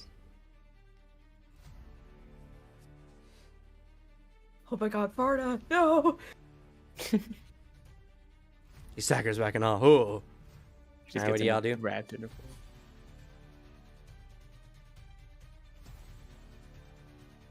We need to keep stabbing Yilt, I think.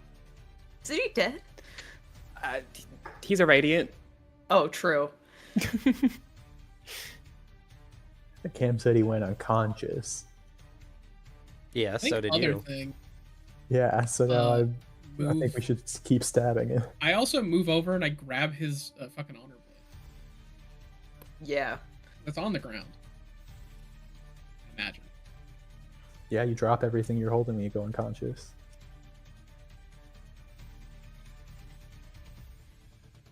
Oh, grabbing if is 2 actions. It's 2 actions? Yes. Oh no, he's gonna heal up next turn. So on his turn, he's going to snap awake because he is a radiant. Not with a lot of HP. But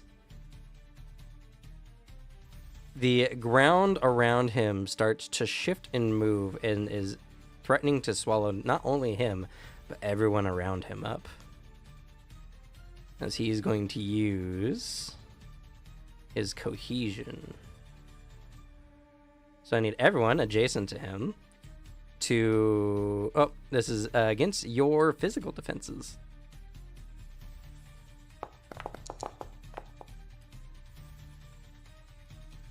I think everyone is okay, actually. Nope, hits me on the dot. Oh, Oh. And my fucking thing just ended too, so I am on the ground. yep. Even if you were like a little bit off, the stone lunges up and grabs. Anyone who failed this or who got hit by this are immobilized. As Yilt sinks below the earth. Does this count as moving away from me? Technically, but he doesn't leave your range before he goes underground. Damn. Oh. Somebody pack a shovel. Get him. I have another dumb idea. Can I turn, like, as he's doing that, can I turn the area of stone he's doing into water? Just like get him.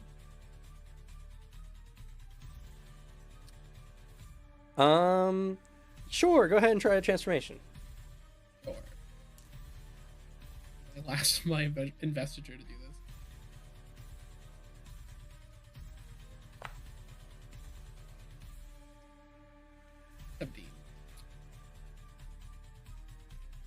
Does it have the chart in there?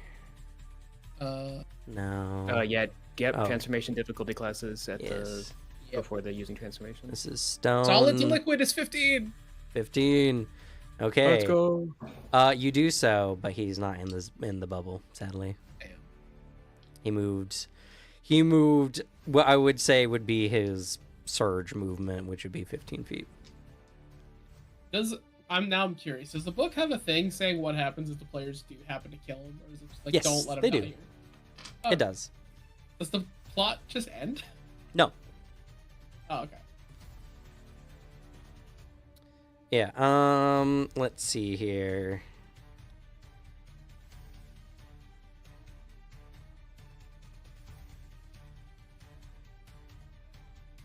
It doesn't.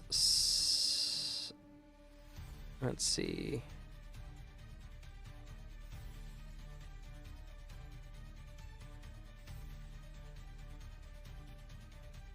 I know there's a what if Yield dies.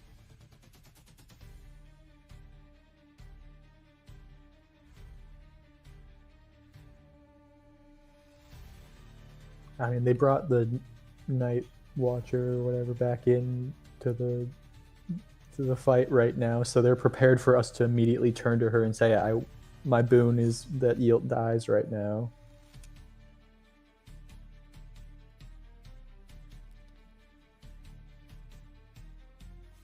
I know there's a section for it. I'm not going to look overly too much for it.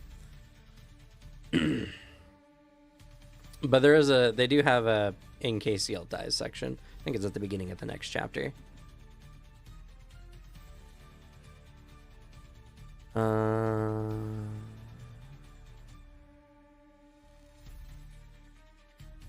Yeah.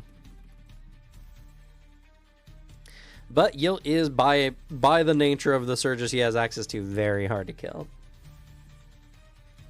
That's radiance for you. Also, Oh. he maybe he knew, or maybe it was just by chance, but he is the only one who really breathed in Stormlight right here at the end. while everyone else is just running out.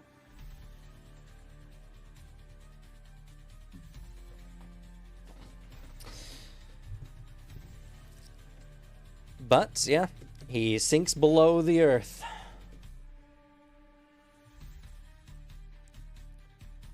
Though, Does that mean I'm freed because Baron or no wait, no, you can only do a 5 feet square. You would have done there.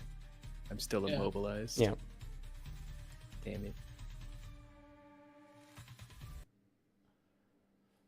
Change the music.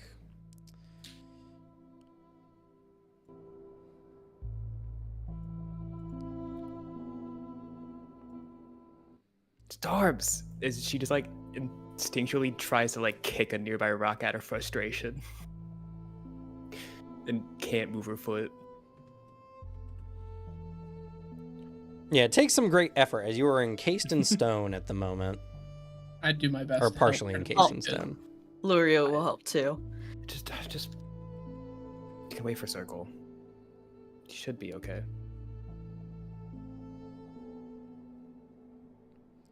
After everything's said and please. done, Kiana does kind of come up to you, Circle, and looks you over with a obviously worried face.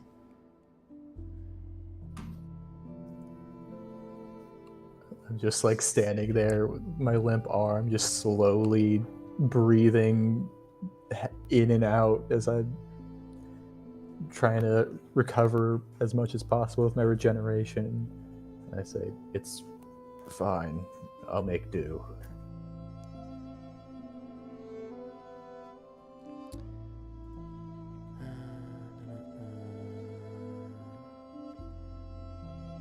Well, can't protect from that. Good luck. Oh, Just kidding.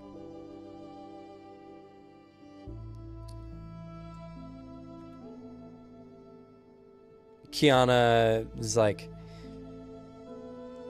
I see now that he was wrong.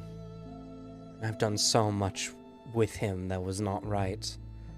I can at least do this much. And she holds her hands out to you, and you feel warmth rush through your body as she uses her regrowth on you. I'm so healed.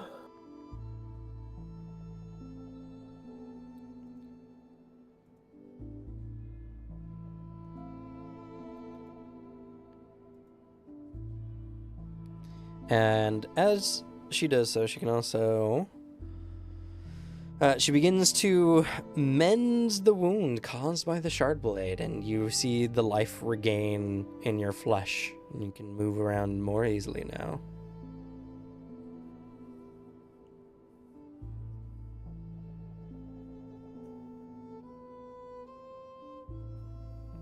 I'm sort of like moving it around to check it out a bit, and I say, thank you. I was honestly a bit worried.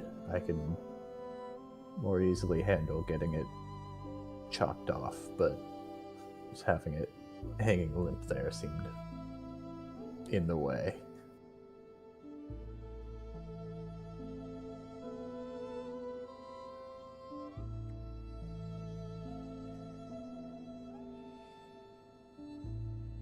She nods. Here, as she hands you the knife. This is a terrible weapon, but after what I saw, I know it would be good in your hands. I like hesitate for a moment and just like look at her and say, are you sure? Well, you couldn't do anything with it that Yilt wouldn't have.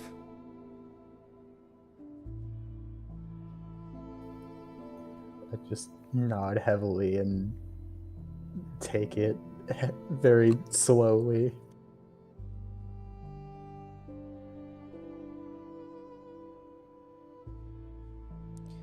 You've done well, the Night Watcher speaks, as I knew you would. She flows from the mist surrounding the grove, smiling widely. She reaches out with a myriad of tendrils, teasing the grasses at your feet. After a moment, her playful demeanor gives way to sternness. Yilt must be stopped, and the Honor Blade must find its way to Shinovar. Take that knife and present it to the Herald of Justice. It will help him see the truth and aid you in your journey.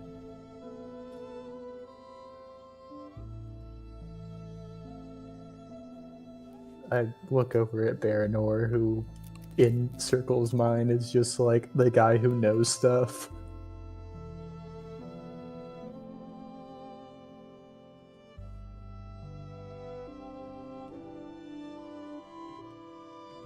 Did Alex dip for a second?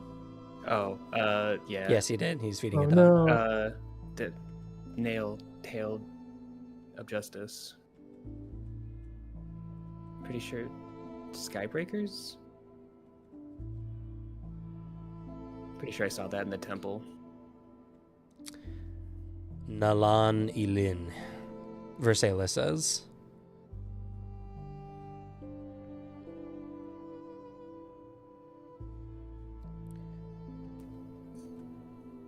The Night Watcher nods.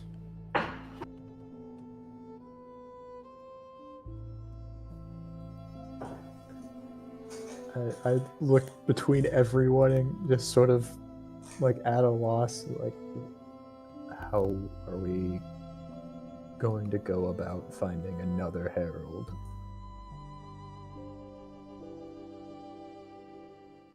Sorry, I'm adjusting the music. It was a wee bit loud.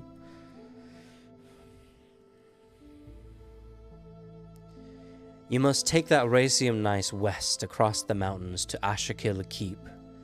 There you will find a battle and people in need of aid. Within that keep, seek Nail, a Makabaki man marked by a crescent. Deliver him that blade and he may aid you in your journey in hunting Odium's servants.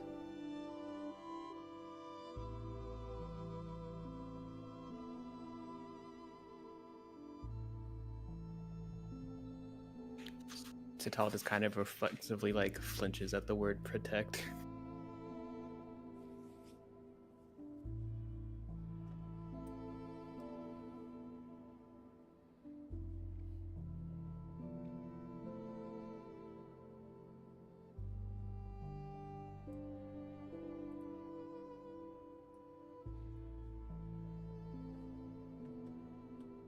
Versailles looks a bit strange.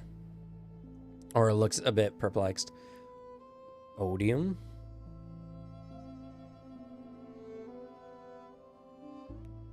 What is Odium?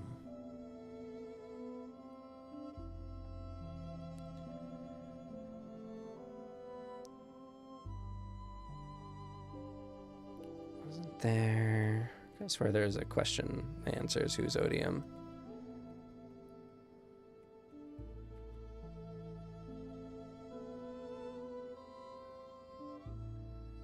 Is it Tone who says it?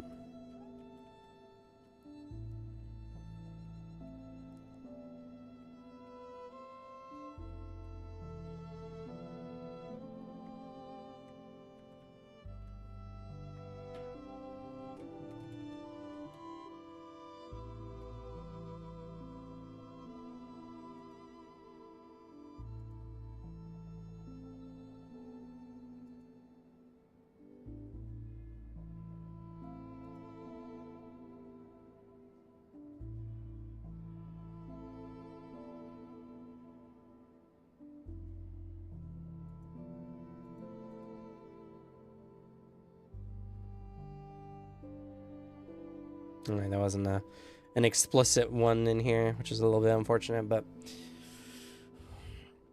Odium is an ancient god. Here, since your kind came to Roshar.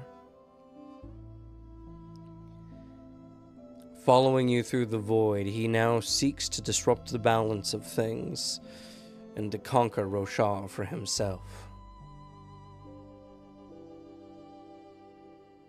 Wait. What do you mean when our kind came to Roshar? Your kind, humans, left a burning world to come to Roshar. brought here by the very heralds themselves with powers they've barely understood.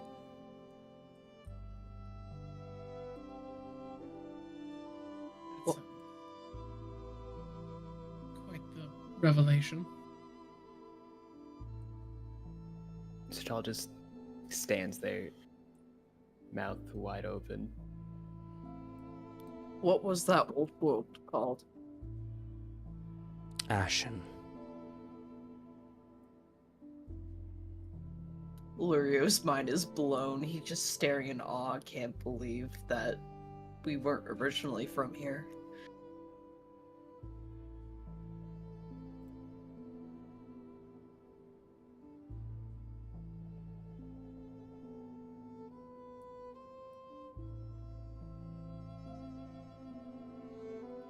Wait, traveling through. Where the. You said travel through the void. Where the Voidbringers?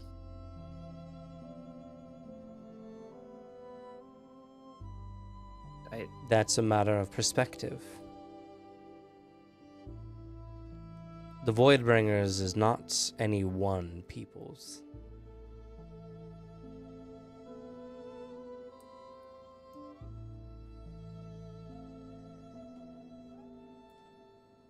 And I'm going to assume that we didn't arrive to an uninhabited world then. Sorry, you're barely talking into the mic. It's like so close to me. Weird. I don't know. Yeah, I even turned up my input gain. I can hear you clearer now. That's weird. And I'm just going to assume that we didn't arrive at an uninhabited world. No. The singers were here long before your people ever stepped foot on this world. Even before the gods of cultivation and honor.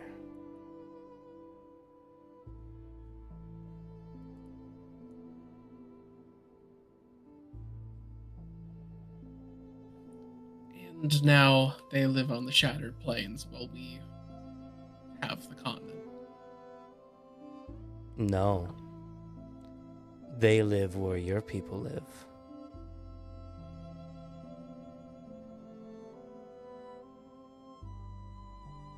Immediately. Pieces clicking. I don't think we've explicitly seen the transformation happening. No, but you did hear about it a little bit in a prior city. The Yeah, storm when came you were- in, the Parshman went crazy and left. Well, we were Yeah. supposed to see it because any reasonable players, of course, would have taken the Parshendi from the merchants we came across. Exactly.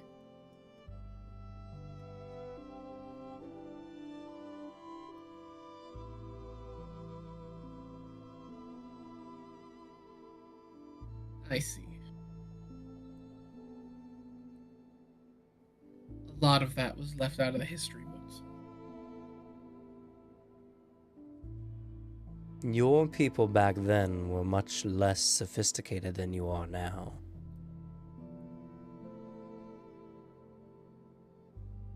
Much of their recorded history did not take place for a few hundred years after their arrival.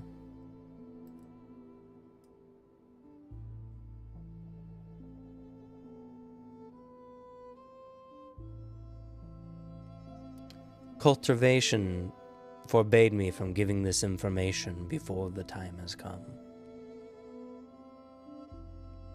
The time when the Everstorm arrived. She nods.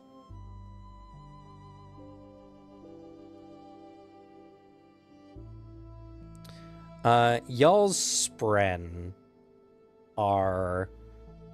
You can feel the great discomfort welling up inside of them. Yeah.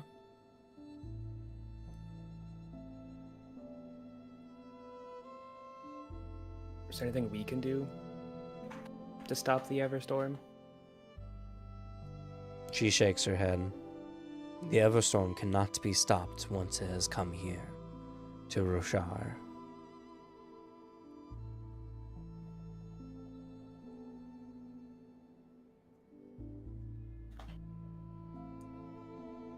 Is there there anything we can do to help in any way? She nods. You can. I do not know the reasons, but cultivation has let me know this blade that Yilt wields must return to Shinovar. That is the only hope, if everything else fails.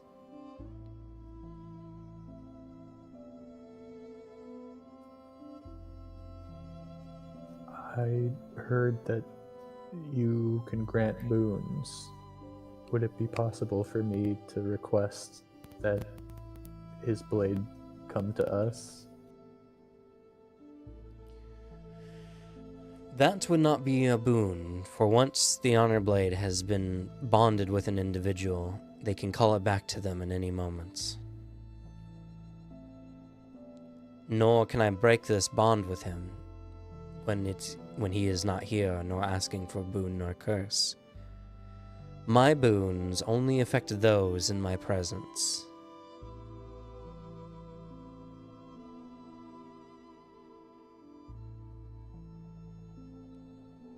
You may ask for boons, though I will say, each boon will exact a toll, a curse of equal measure.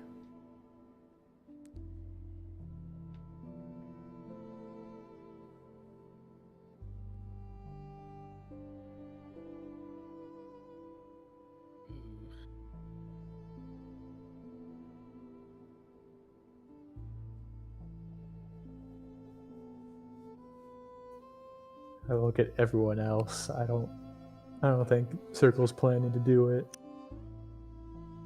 It is that thing where Baranor is like, I really kind of want to, but there's also part of him that's like, I can't just wish for the goal. That's not working. That's not like gained. So the only thought is like, if he would wish, it'd be a wish for the ability to grow stronger, so we could fight against this. Something like that. You already have that in you. It came with your being a person. He doesn't believe that. That's the thing. He doesn't believe it's there. How dare you? I'm not human. Versailles does stand up. He says, "Can you prevent me from breaking my oaths? To prove humanity can do this?" She shakes her head. "I can make you strong of will, but nothing I can do can prevent you from breaking your oaths. Your oaths, human, are a test, and an important one."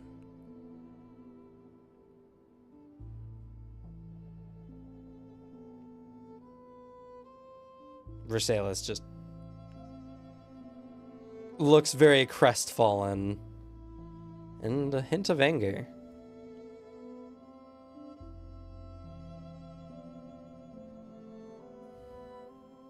Could I ask if you know what has become of our friend who's yet to arrive?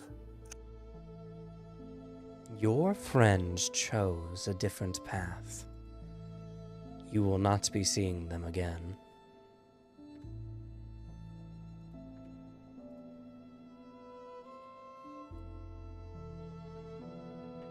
I look over at Baranor.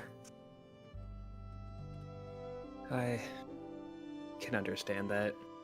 In a world of increasingly deadly times and a party full of radiance, I'd feel it over my head if I wasn't one. Farta shifts foot to foot. I look over at my Lurio brother. will look at you, Satol, like, really? It's true. Fair. I would. You're a stronger man than I am. I try to be. I don't back down from a fight easily. no matter what. I'm gonna make a small self roll just for funsies. To see if this news about your idol betraying you breaks you. I'm gonna say it's deduction.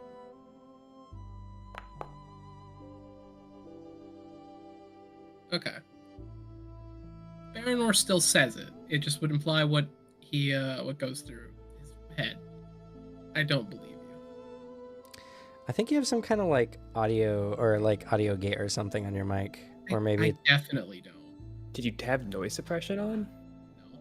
No. it's something with your mic, because when you get to a certain like decibel, it just cuts down. Oh, it sounded fine for me. I don't know. That's very weird because I changed nothing. I don't know. This is Did you what I'm update hearing. Discord recently? All right, I turned off all the noise suppression. It still happened right there. That's so weird.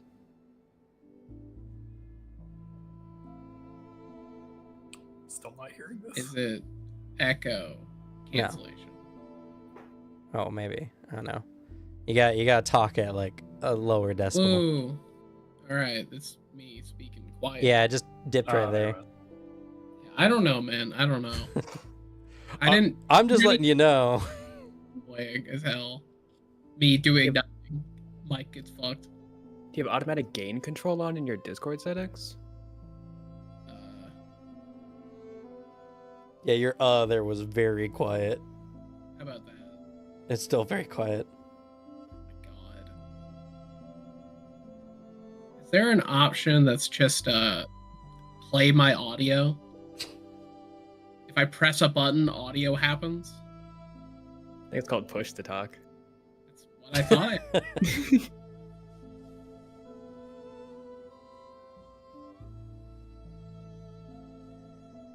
Alright.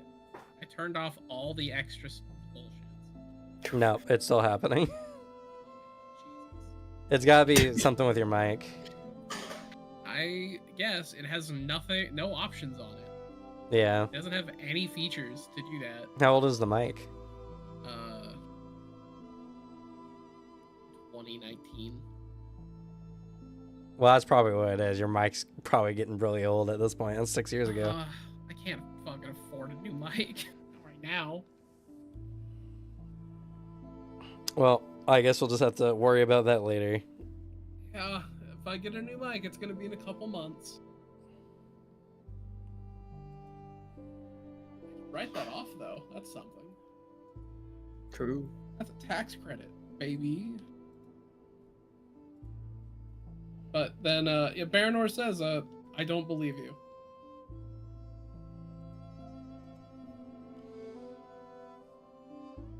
You say that to the Night Yeah, Watcher. He says that to the Night Watcher.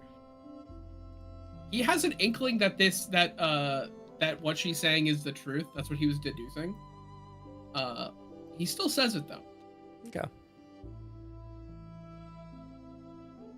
She doesn't respond.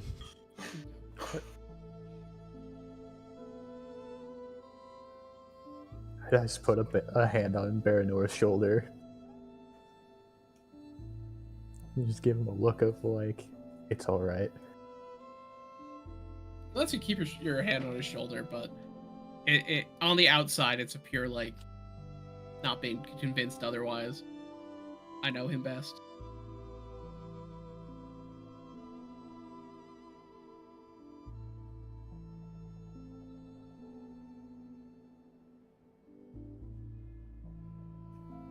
I will turn to Kiana, whose name I definitely remembered and didn't just read in the chat log. She looks up at you. What are your plans going forward? We can help you leave this forest, but if you plan to go your own way afterwards, then I'm afraid we can't be of much help. There's, as you've just heard, there's a lot to do.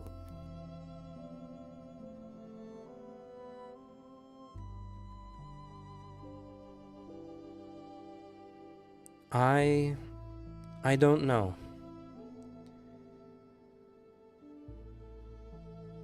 I feel like I have to do something. Good people died when I was with him, and I was just as responsible for those deaths as anyone else. Though I didn't raise my hand to anyone, I didn't stop it either. I hold out my hand to her and say, well, until you figure out what you want to do, you're free to come along with us. See if you can help on our way, or in a way that will satisfy you. We are going to a battlefield next. Can use your healing powers, probably. I think it would be good if I could. I'll gladly go with you. Even though it's only small penance. You have to start somewhere. I nod and say, every journey starts with a single step. She nods. Also, I see what you did there. I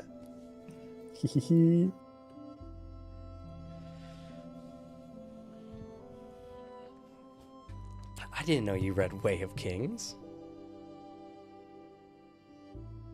Yeah, that's the first one, right? It is, and also technically it's a book in the setting. Oh yeah. Yeah. Don't tell anybody. Oh my god, he can read? They'll think I'm weird. Ugh, I have ew. morals. This guy can read. No, I can't. Lame. Or just start wearing a glove on your left hand, loser. No, I fight people. We're even really bridge crew. No, I I punched him. Remember? I punched you. Oh my god, you saved him. It's uncovered. Must have been the wind. I immediately pictured the I got yelled at in Cars 2 in the movie theater for eating beans. Post. All of us going like, he's reading! This guy can read!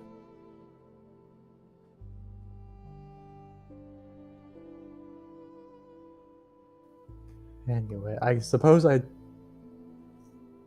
this knife doesn't have a sheath or anything, does it? No, it does not. I look over at the Night Watcher, Mm-hmm. and I say, would it be considered a boon if I were to ask for a sheath to carry this in?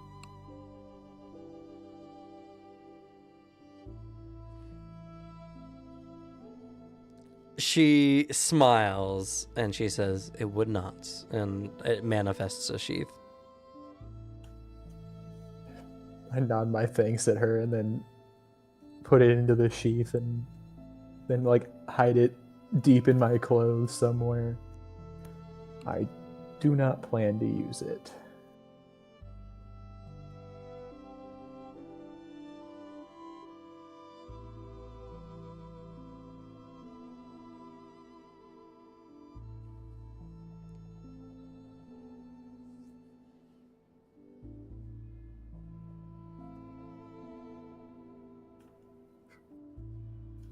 I sort of look around at everyone who's and I'm just sort of standing there well,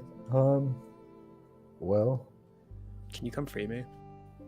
oh, I'll help you. No, he's... no, it'll be... okay.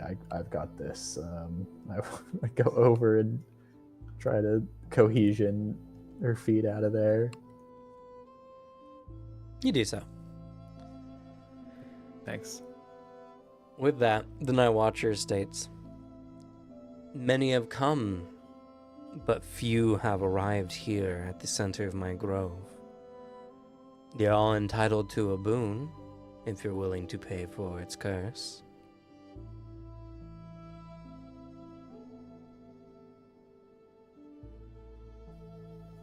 I wish to free you. No. I look to everyone in the Night Watcher and say, I have no plans, at least for now, to make use of this offer. No, thank you. I'll much as try I my might. best on my own for now. This journey is mine.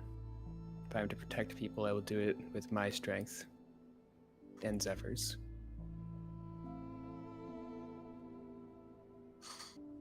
Boons granted just as much strength as anything else.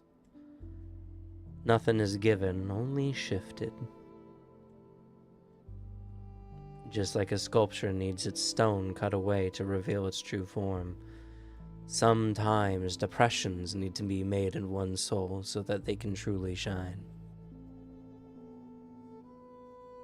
My That's just power deep. is not as evil as you may think.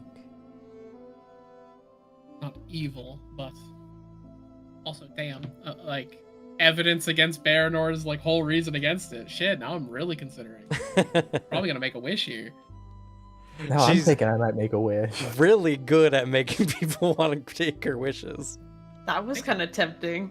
Just for the hell of it, like I think it'll make Baranor's story hit.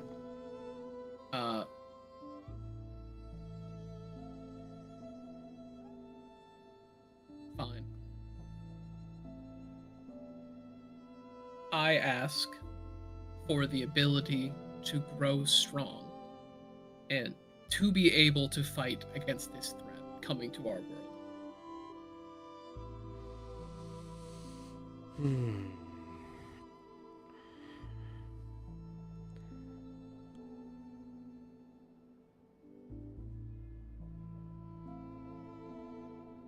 So, the ability to become strong and what was the last part, sorry?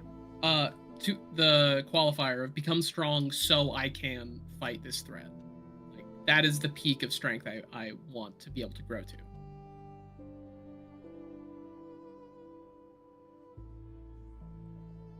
All right. I will give you the ability to become strong to fight whatever you choose. You find blossoming in Baranor's mind techniques, abilities of valiant warriors. You gain the ability to gain expertises in combat related abilities or actions like, weapon expertises and such at the cost of a mental or spiritual based expertise. Ooh. And upon accepting this boon, you must swap for at least one now.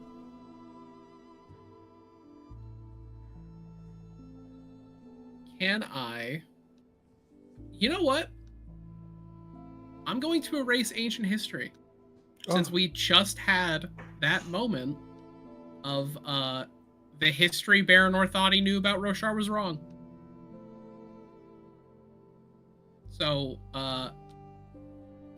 the knowledge he's gained instead of looking at the past, this new kind of shift pushing him towards the future, I think Baranor loses a lot of knowledge of what came before. Okay.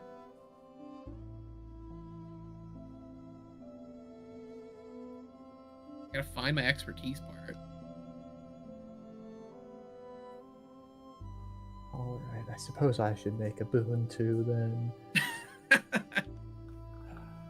Well, yeah, so My- by the way, at any point you can sacrifice a knowledge-based expertise for a more combat-based one. Oh yeah, so like I could erase a language. You could And gain erase a a new language, thing. yeah. If you so choose. Make a note of that. Erase common, do it now. No longer speak Alethi. Yeah, and I can't like gain an expertise and then like erase that. You can. Oh, I can just like switch them out. Yeah, I mean, at that point, you might as well just put the expertise into a combat-based one anyway. But in theory, you could do a knowledge-based one and then at a later point find the need to lose that expertise. if you very briefly need an expertise in some knowledge-based thing, take it for like a scene or two. Makes sense. Okay, cool. We're through that obstacle. But yeah, you find that your mind very easily lends itself to thinking about technique and ability and the potentials that lie therein. As you find that your scholarly work in Calbranth is slowly fading.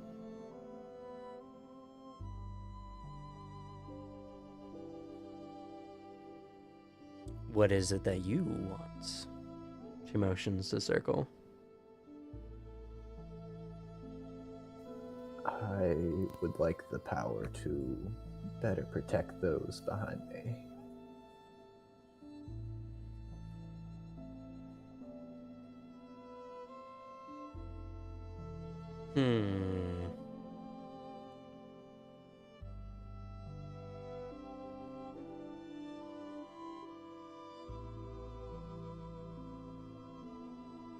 Okay.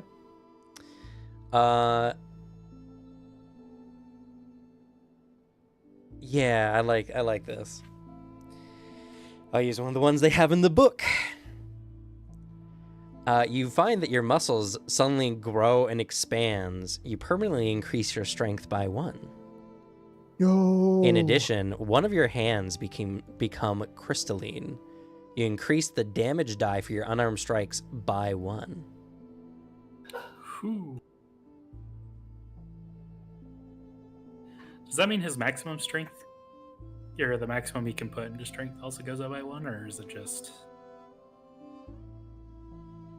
No, it just is his strength is permanently increased by 1. Goddamn. That's all it says here, anyway. But you find that this body is less agile and dexterous than it was before. You permanently reduce your speed by 1. -1 speed.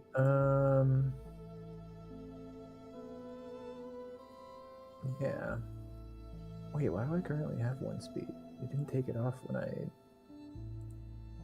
took off my thing. Wait. Why did my speed go up? Do you increase it at some point? Are you still empowered or whatever? No, I just undid that.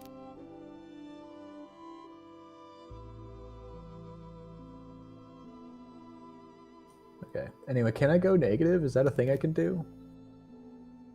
Yeah. I don't know if the sheet will handle it well, but you technically can. It won't.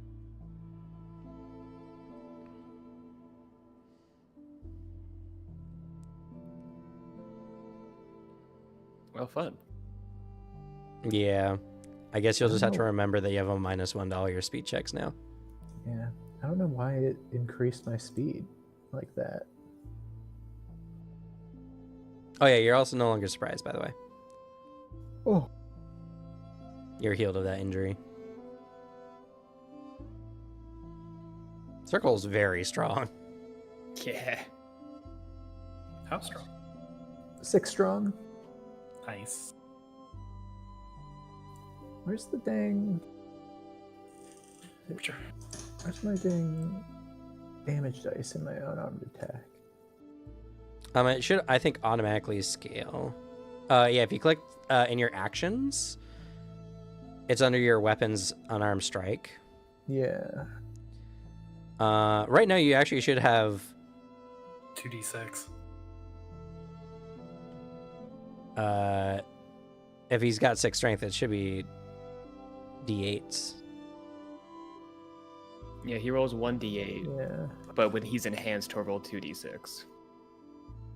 Well, Oh, I misunderstood. I thought he also got a buff to his unarmed damage to go up. no, it doesn't buff by once. Or no, yeah, it does buff as if it was. So yeah, no, he should be 2d6 now. Yeah.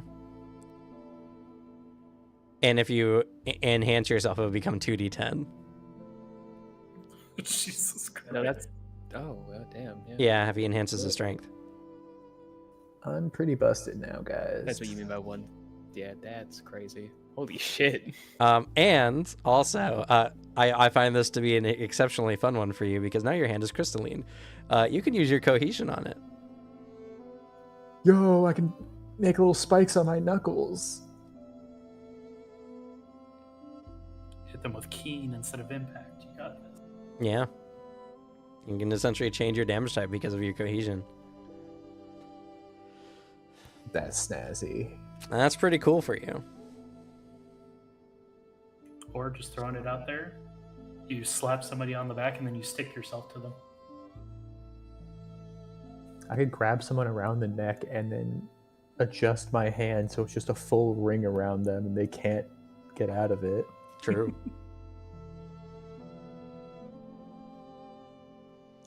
So yeah, I think that was a very fitting boon. Yeah. Though not the most defensive, but maybe it has some other meaning. I am just gonna, I think, have to remember that The it minus goes one up a speeds, die. yeah. That and then my damage goes up a die thing. Yeah. Yeah, these character sheets are really, not good for editing stuff like that. Because there's damage here. The damage formula is just at scalar dot damage. Yeah. It's not really like a... Yeah, it's referencing a point, so it'd be hard to Yeah. modify. Is it an effect that you can search up, maybe? Since it is one from the book. No, sadly.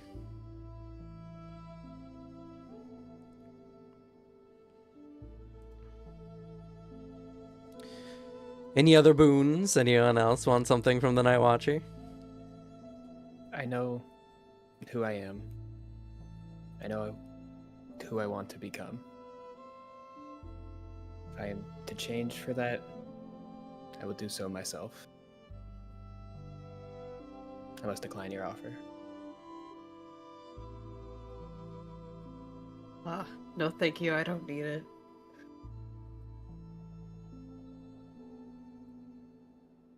Varda. Come on, Varda, Varda, wish you for need to something keep up sick, with dude. us. I will not leave you behind. You know what? That's fun. I like that.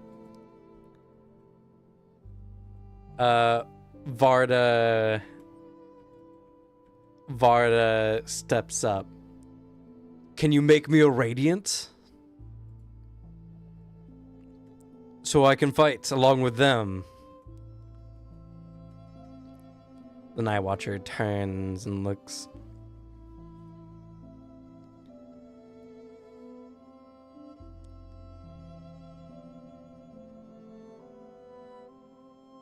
To become radiant, one needs in the hell bonds. My power does not allow me to force Spran into such a bond.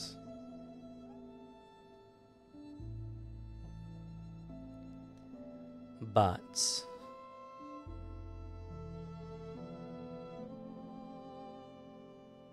I can make your soul more receptive if you wish.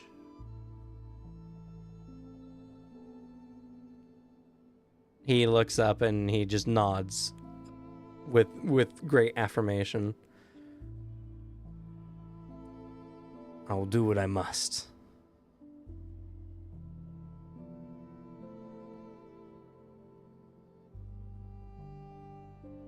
She reaches out a grassy tendril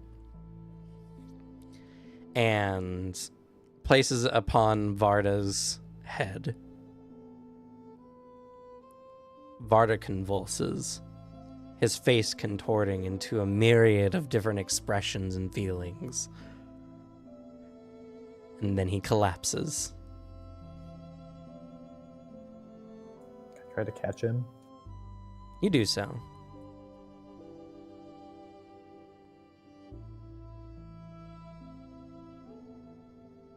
The boon and curse has been placed.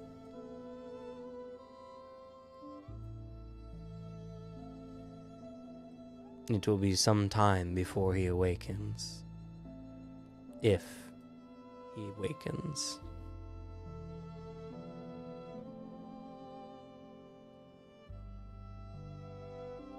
If?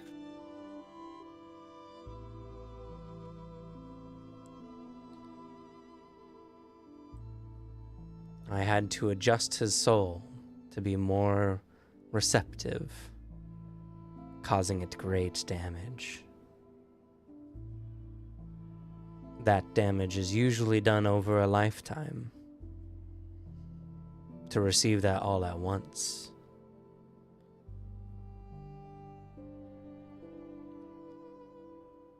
Most would perish under such a thing, and he may still yet. But if he awakens, he may become radiant.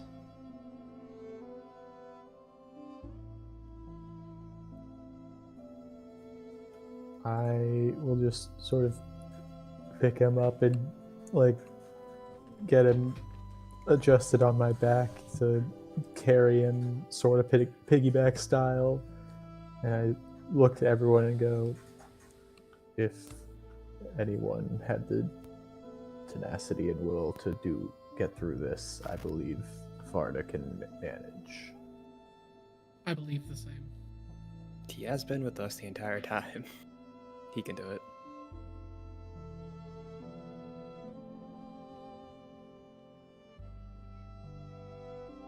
Storms, yeah, he was in the chasms with us. Yeah? That feels like a lifetime ago.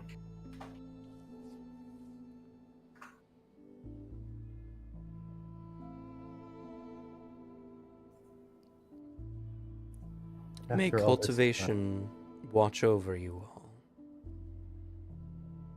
As a ring of vines and plants form at the entrance/exit to her valley. You've been given a clear path to leave.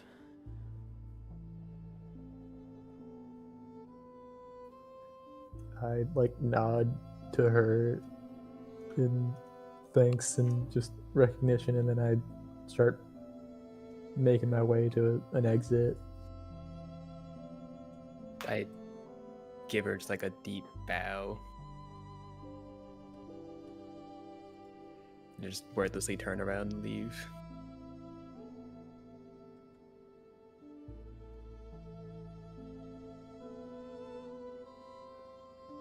All right. So, as you're all leaving, Baranor,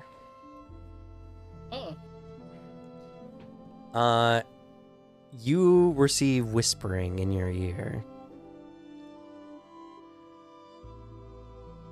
Your life is in great danger.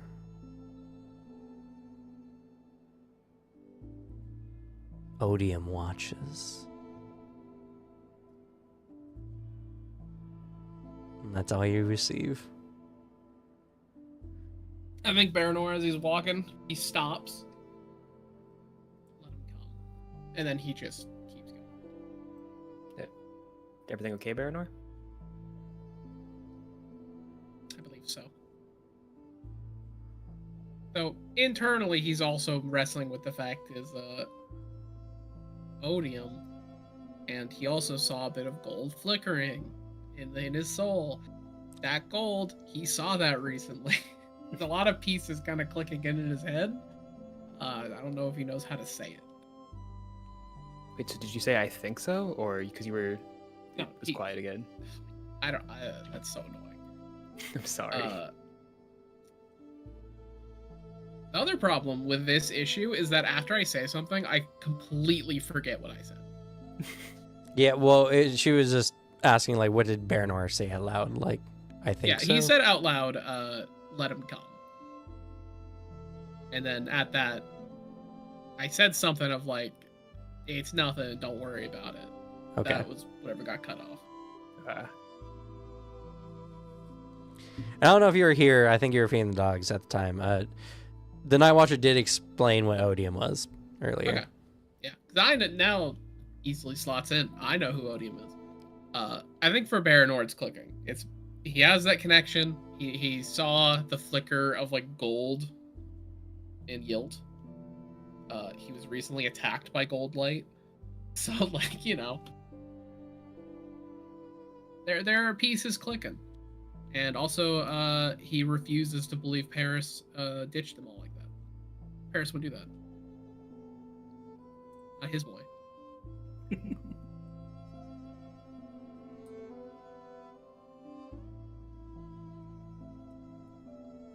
All I'm saying is my boy risked his life to keep fighting with us. Don't get me wrong. Varda gets out of this. Varda's on the pole. He's up on the totem pole like that. Yeah. Because Baranor also went through a horrific torture experience. He came out of it, in his eyes, like bad. And he looks at Varda going through a torture experience, and if he wakes up and is like, "Oh shit, I gotta sprint," he's gonna be like, "Damn, he's better than me." Gotta love it. Well, he won't have a Spren right away. He at has least. the capacity of one. Yeah. The Night Watcher kind of walked over there and took a knife to his spirit web. Yeah, she spiritually fucked him up. Yeah. I got immediately what you were talking about. Like, yeah. it is. That's a fun curse. Yeah, because Varda's not going to be the same man once he awakens, if he awakens. He's been be spiritually fine. It'd be traumatized. really funny for you just to kill him off like this. Got Tired of playing him. As you're all like going out, and that's the end of the chapter. So you guys will be heading towards Ashakil Keep in the next chapter, which we still have an hour left. So we can start that off. But I will ask, because it's your stories in the end of the day, do you want Varda to survive, or should I make it based on probability? Survive. Can't kill him. This would be a bitch way to kill him. He's a good NPC. What would be the chances of him dying if it was based on? Don't leave it up to probability? gambling. Fuck off. I've been playing a lot of Clover Pit. What are the odds? I No. will, I'm kind of curious now too. I So you will see let Cam. you guys choose the DC. So you see Cam. I'm one of those people who were a part of the anime game where we all chose the 50-50 chance to die. Yeah. So was I'm there all too. about gambling. Let's go. I hate all of you. I hate all of you. So what do you guys think I'm hypothetically the talking chances about- are? I mean, I really want him to live, guys.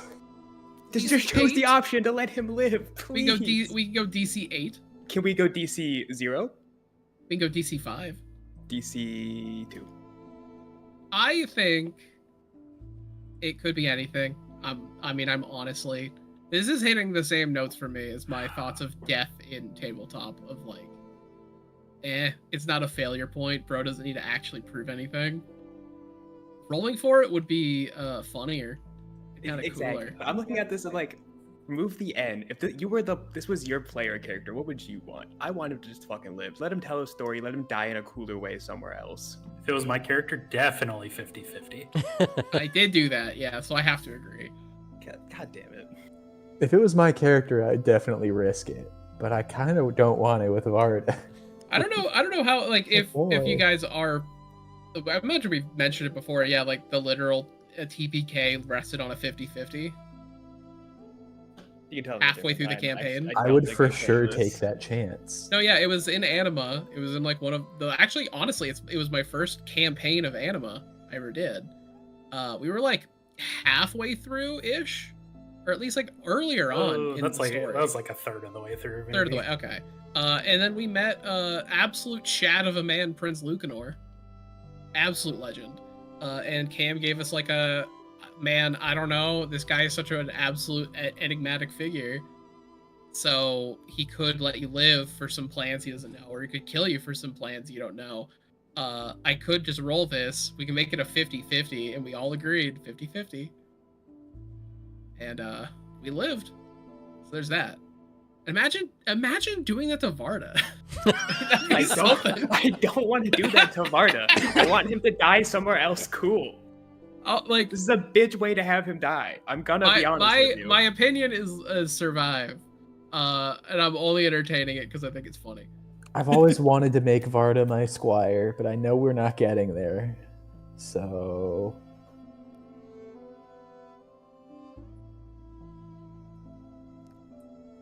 I Let him live. think, if I'm understanding Alex at least, we're currently at 3-2.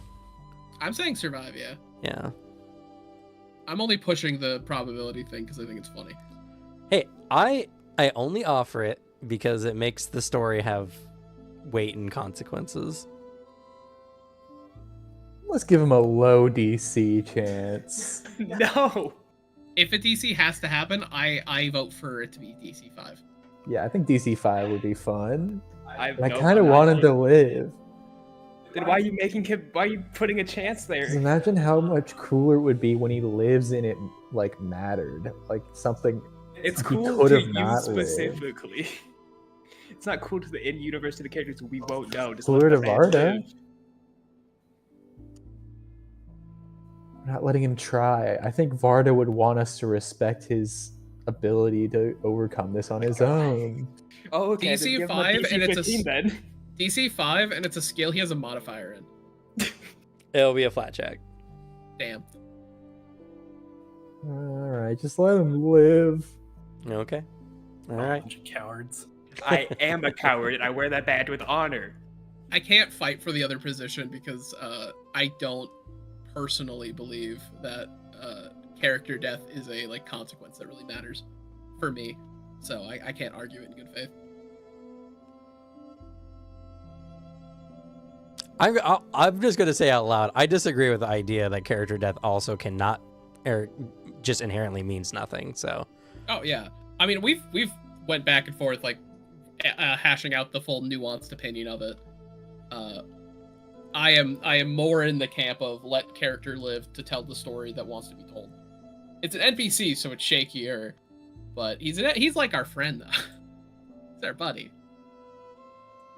yeah, I mean, to be fair, I only offered it because I want, it's one of those things where it creates tension and it can have a really good payout or a really If this sad was- one, and it can If this be. was my character, I would ask you to roll. Yeah, listen, I'm not saying that he should never die. I want him to not die here. Cool. Let him go out cool. Well, he's passed out. We'll be carrying him a little bit further, so he'll be dying in a different location. What if we pose him in a way that looks dynamic and cool? You cannot artificially create environmental storytelling with his body, Alex. I can try. What if while he's What if we, unconscious, going through his spirit trauma, like and he fails to check, but I throw him at a bandit? What if like he's unconscious, right? But we tie him up on a cross so it becomes like a Jesus allegory. The fuck is a Jesus?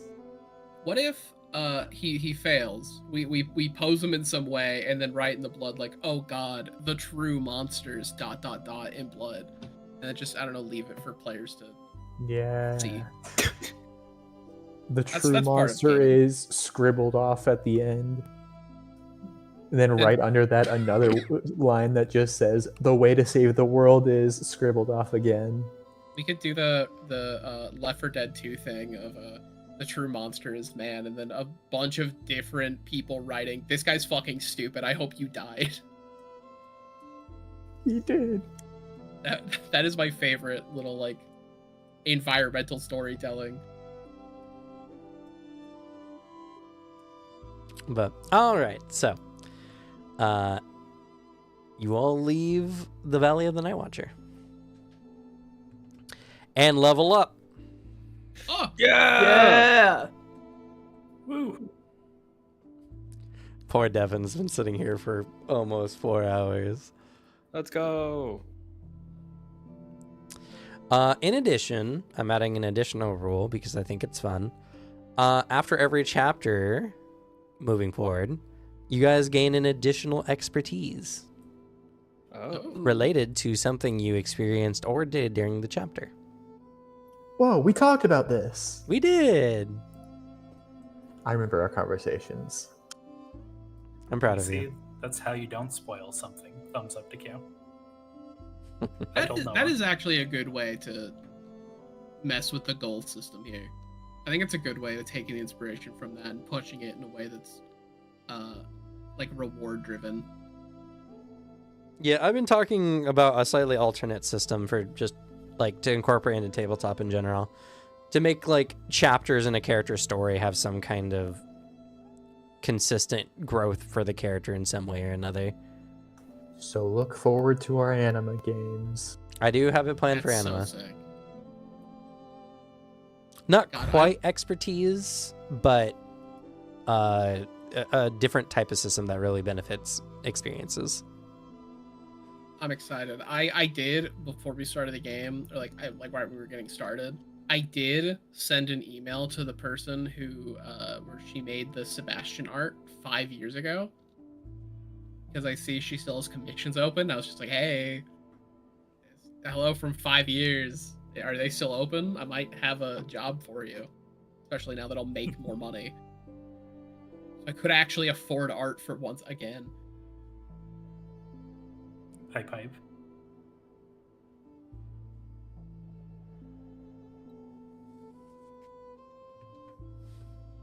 All right, I get still not more skill, 2 more skill ranks and a talent.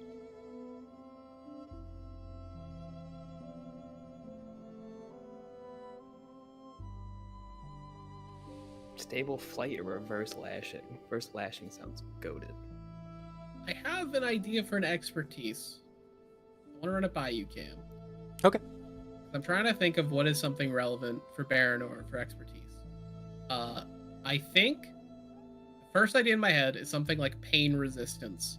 It kind of is inspired in a way by the discipline stat being a thing. Because after Odium, he's like, shit, man, I don't know. This feels better than that. Yeah. So it's just, he's been through hell like that. You could say pain tolerance, or I would even give torture resistance. Hell yeah. Unbroken. That'll be the expertise name. He's sick. And now that, oh man, pain tolerance expertise is a resource now. I could get rid of that. It is, technically, yeah.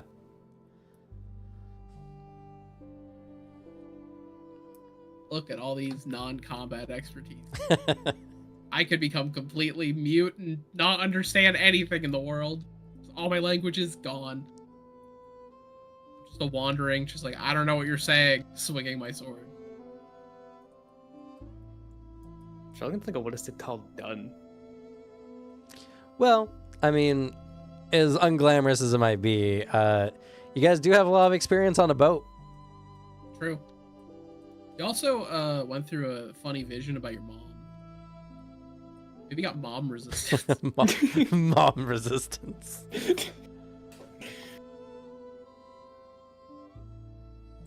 My expertise is in protecting people.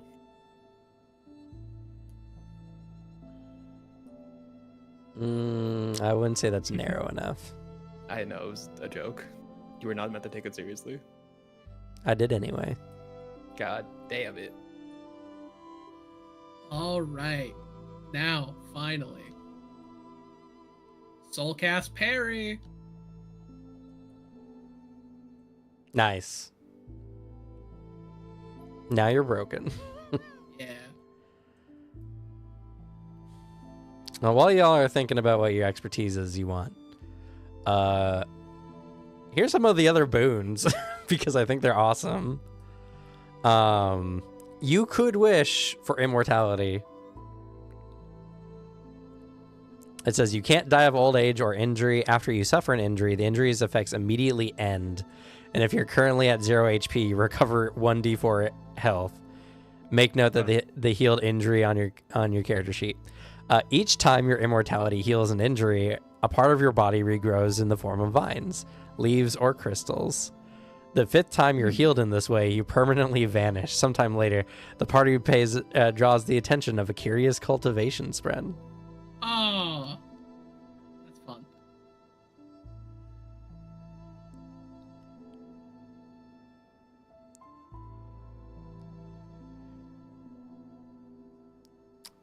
Great wealth. Currency is drawn to you unless it's currently infused with investiture.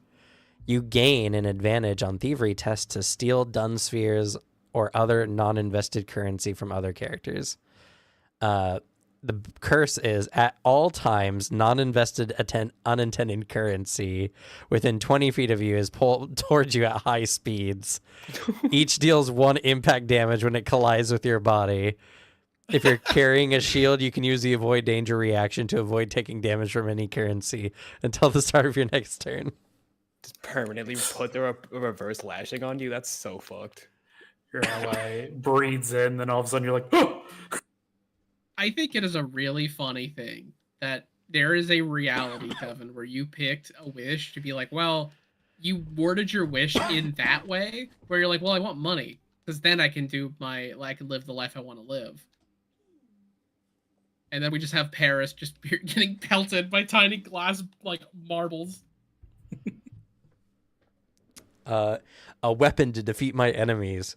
Gain a shard blade in the form of a greatsword. Its blade is at least 6 feet long, and it glows softly with a green-white light, and if held by a radiant, it doesn't scream. Oh. Hey, yo. Okay.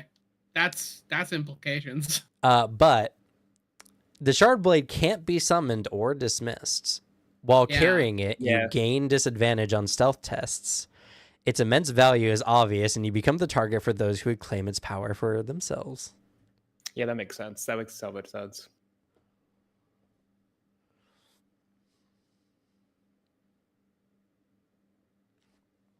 What's another fun one? I could get Binding Strike. That one's kind of cool. That Alicia, you could have got a narrative hook in the form of the sword. Just kidding. That also makes a really, really interesting implication that the Night Watcher can create 2 god medals like that. Yeah. Yeah, she's just goated. I guess. It just brings in implications of like, I don't know if it was ever like talked about in other things. Because I always kind of pictured god medals as being naturally invested in some way. It seems like that's a limitation for her stuff, which makes sense because that is invested on invested doesn't really work in certain scenarios.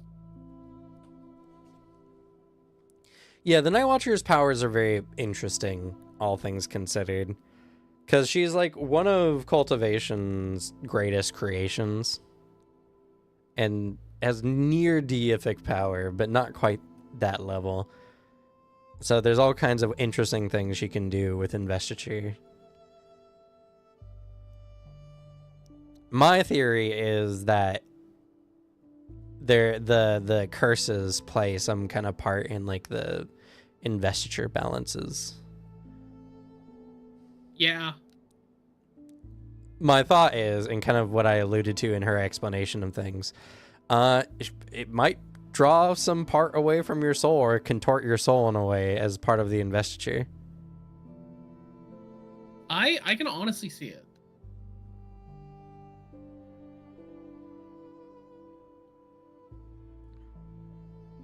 I can see it so much. I am looking because I'm just gonna look up Night Watcher on the Word of Brandon archive.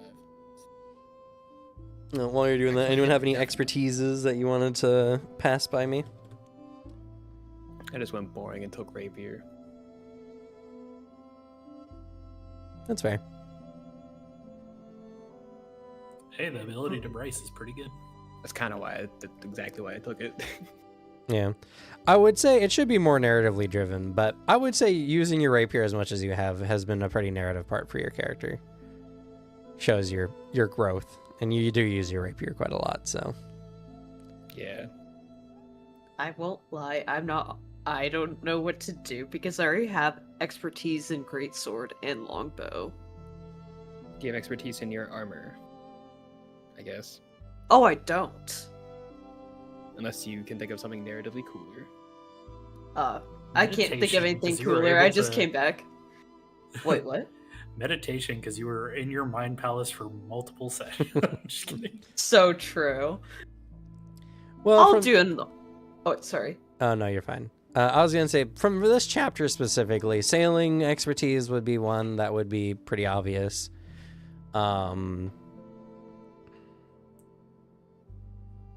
maybe pirate dealing. You did have that one cove you went into, known for its miscreants. It's just about, they really should just be about like things you personally experienced, because in other games, I'm going to make it where it's more like you gain like a keyword or like an aspect, if you know Fate Core, where your experience with a particular thing makes you good at certain types of checks. And you can use it so many times per session.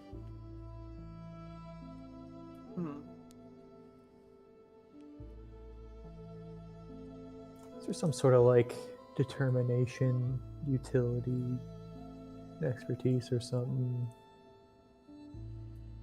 Yeah. I mean, to be fair, it's supposed to be about your experiences during the chapter, and you weren't here for most of the chapters, so. Yeah, that's what makes it hard. So you can take your armor expertise if you want, or sailing expertise, or haggling. That could be one. I think armor will be the most helpful, to be honest. Sure.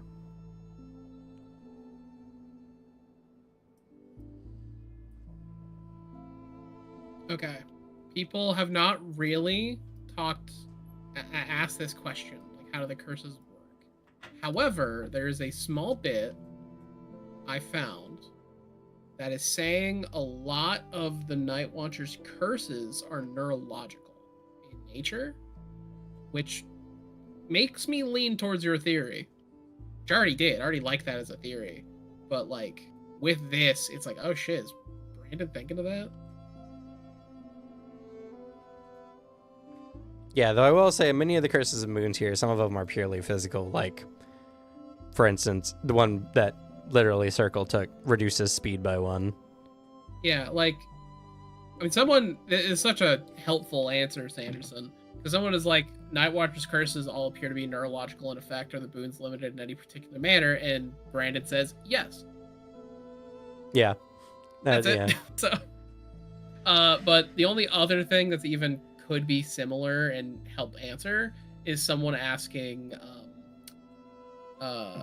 could you get a boon that has no curse?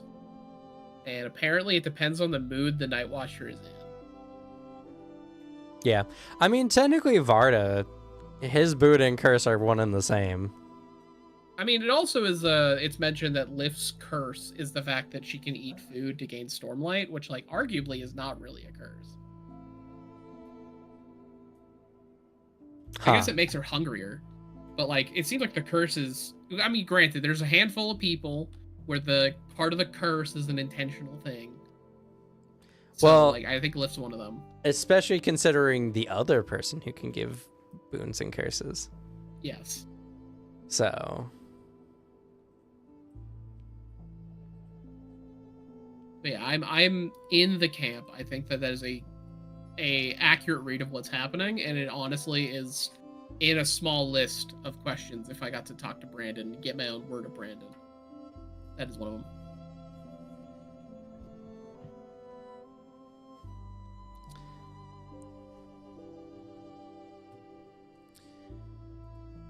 All right. How are y'all doing on your level ups? I completed. I got stable flight, so now my ranged attacks in the air aren't at disadvantage. Yay. I love that. That's my entire fucking level up. Thank you. Oh wait, also, they also don't gain disadvantage from loose footing as well. Woo.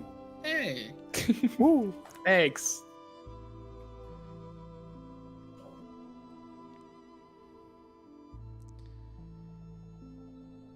Okay.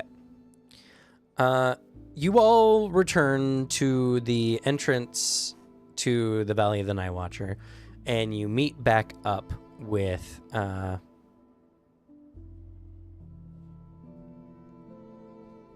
Axok?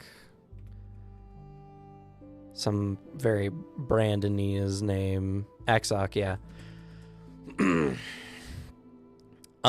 Though understandable from your ventures, he does offer to allow y'all to rest before heading west. It shouldn't be too long before you get to Ashkill Keep, though, since it's near the border. So you guys get full rest, full long rests. I guess I can take us Yay. to this page.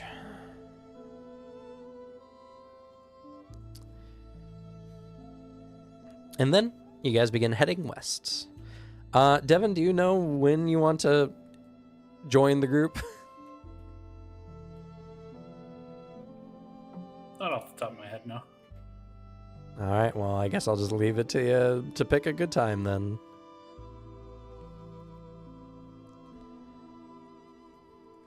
All right. So, you begin moving, and after just a couple days, you can see you are getting to the edge of the mountain ranges. After a long trek west across the mountains, you come to a valley plunging down towards the heart of Emul, cutting a path through this jagged terrain. Smoke drifts from the fires of a keep that stands sentinel across the pass. From this distance comes the thunder of marching soldiers and the clash of steel on steel.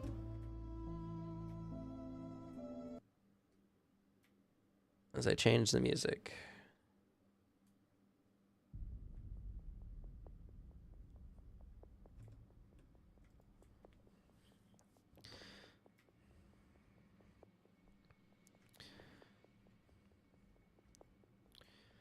So, is there anything you want to do before seeing what's up?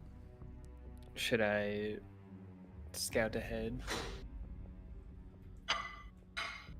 Might be a fair idea. I think it's a good idea, for sure. Alright. I will breathe in Stormlight. And then... I think it's a bad idea to just kind of fly into the air. Just like we get spotted. At the distance you're at, and considering they're doing war, Right. you probably could do so without getting noticed. That's fair. I will fly up, looking to see if there's any... First, I'm trying to identify who this war is between. Yeah. I guess before you would do that, Exoc knows, because this is what he was involved in before he was captured. Oh, right. He gives you guys the download on the information. This is the 80s war. A 7-year-long conflict in which Tukari attempts to wrest control of the capital city of Sisamalex Dar from Emul. For us, it is our homeland. But for the Tukari, they view it as some kind of religious site. And their god priest, Hazim, has, for many decades now, warring to try to take Sesamalex Dar back from us. Though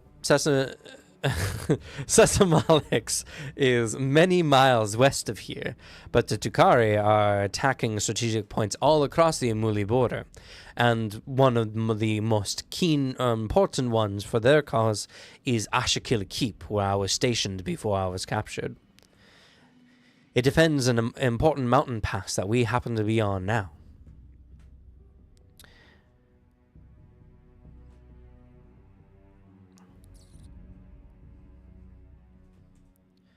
I would imagine what we're hearing now is the Emuli forces clashing against the Tukari to try to take back Ashakil Keep.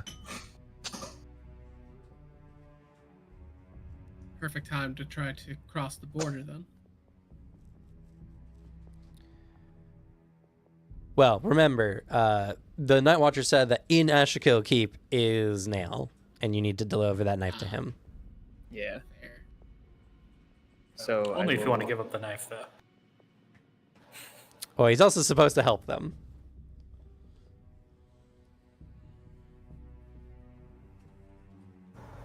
I think we have to go there. It sounds like it. I'm glad Yeah, you I all will. say so, because I was about to start running if you guys hadn't been any more indecisive. Me literally glowing from stormlight as I'm ready to go scout off. I kind of just float up into the air, seeing if there's anyone in our path, if there's a clear way to the keep.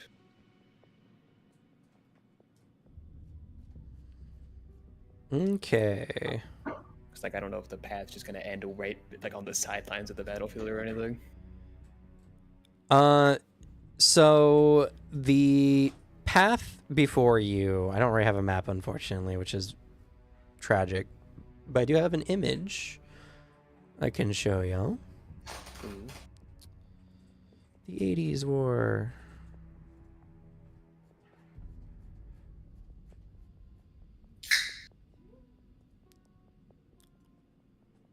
This is Ashkill Keep.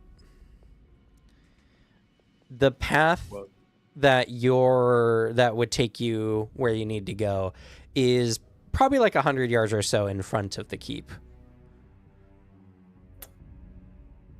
Okay. Fun.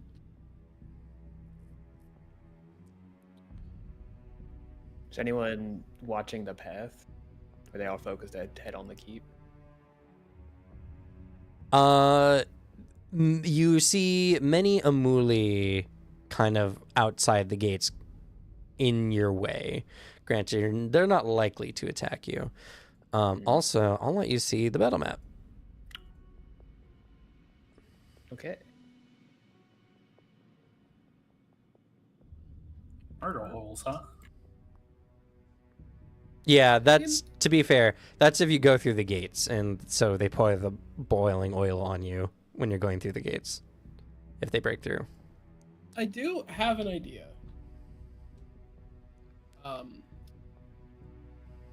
With some good scouting help, really scouting help as in doing all the work, I have military strategy expertise. Mm-hmm. Would I try to use that, reading the battlefield, the flow of it, what decisions are being made, to try and find us a safe route?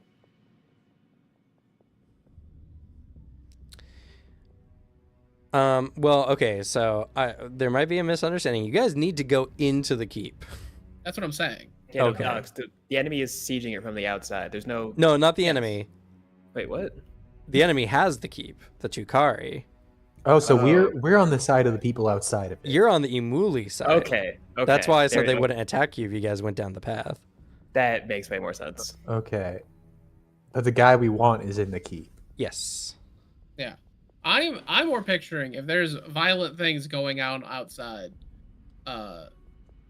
seeing to read it to see if we can find us an easy route that we're not going to get mistaken for other soldiers or whatever. Is the guy a prisoner in the keep? Is that what we're misunderstanding? He's a herald, so I doubt it. No, yeah, he's... I mean, we've seen a herald in prison, so shrug. We've seen an fair. insane herald be in a mental asylum. You Okay, say A so like it's rare. to be clear, we want the people outside of the keep to win this battle. Well, at least Axok does. Your medic friend.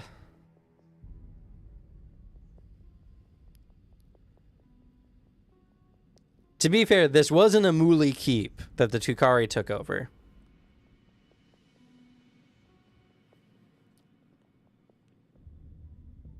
Because it's Tukar that is trying to infiltrate and take over parts of Emul right now. They're the aggressors in this war. Granted, what your own perceptions on that are kind of your own. And to be fair, you kind of have a little bit bigger things to worry about than a war between just two principalities. But you do need to get in. And I should also make mention that... So technically, I have a flow chart for this whole scenario. And for the first phase is the approach, where you're supposed to gather information. Thanks to, funny enough, both Sital and Baranor, technically you guys automatically succeed one of the checks required, because one, scouting expertise, and the other one is military expertise. So, Let's go! Hell yeah. High five. unfortunately, you only get one of the 3 successes you can get, but you got it automatically. So, Well, if we can just like get up to a stone wall, I can sort of push a hole through it. But I don't really want to like particularly affect the outcome of this battle. I will go hover over the keep, scream at the top of my lungs, requesting an audience with Nale. Easy. oh, and because you guys have Axlock with you, you get another success. Nice. Damn, we're doing so good. Look at us go. All right, what do we got to do for this last one? Oh yeah, he gives you the first one. Current politics of the situation. Yeah.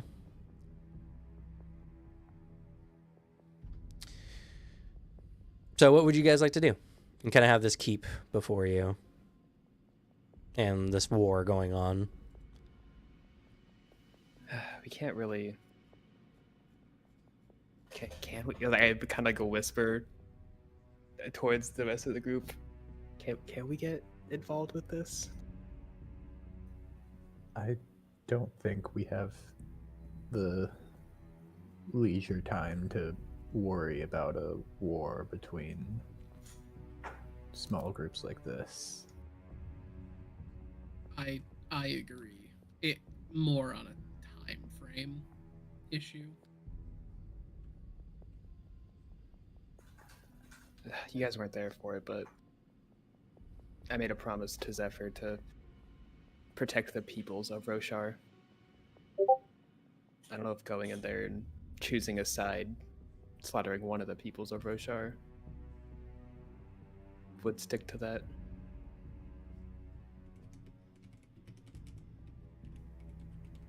Well, if we can sort of get to a side of this keep more stealthily, I might be able to create a little hole that we could sneak in from.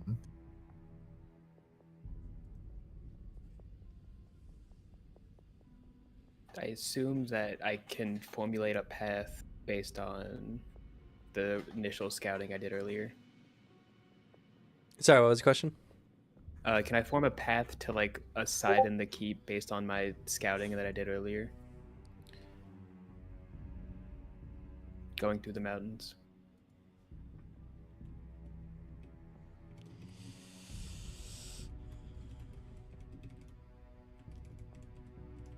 Yeah, you can do so. It's the keep is kind of built in, so if you wanted to like say tunnel, for instance, it would take quite a bit of effort and time, but you could do it.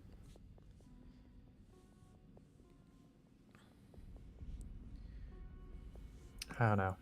Let's try to make this third check out here before we resort to a longer and more effortful option. Check? Check for what? So we have these things called skills. Yeah, I know that. There are constant checks we make for each of our skills. This isn't the time for philosophy. This is really weird from you, man. All right. Well, I'll try to make some sort of persuasion check, maybe. See if we can ask around. Has something to do with this fast and slow turn-based system we are a part of. Who are you? Can you wish for some form of like fourth wall breaking ability from the Night Watcher? No, I didn't. And then I turn to the camera and wink. That would be absurd. Probably no, but technically, in theory, you could have some like supernatural knowledge of what you should be doing next. That'd be fun. That'd be fun. Hey, DM, give me the boon of metagaming. Hey, DM, give me the red herring feed so I can ignore all the fluff. Yeah. I wish that I had guidance in the form of an eternal narrator that told me what was happening around me. And you just kind of start hearing the books being read to you. I wish my life and the entire world we live in was some sort of game that people came together to play, and they would sort of live out alternate lives within this game. as a sort of fantasy escapism. Sounds weird. Sounds like people who need to touch grass. Night Watcher What's can't grass? fulfill that boon because it's already happened. It's already true. What's grass? That's great. I love that, Alicia. Thank you. That is also true, yeah.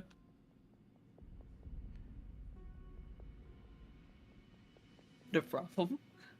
All right, what kind of check are we gonna make? So we got scouting and military stuff in the Yeah, current situation. So you guys know roughly the political aspects, thanks to Axok, and as well, due to Satal's scouting and Baranor's like overall military intelligence, you guys roughly know, militarily standing, what's going on.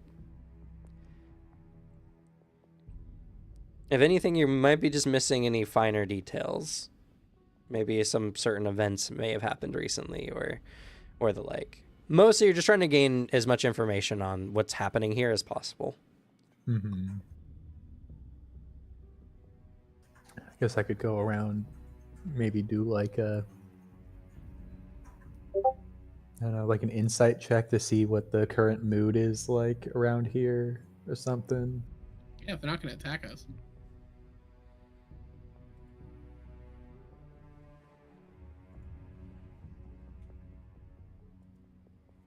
It's true. Go get our boy reunited. And they can probably give us information. Because they're so happy that they got their boy back.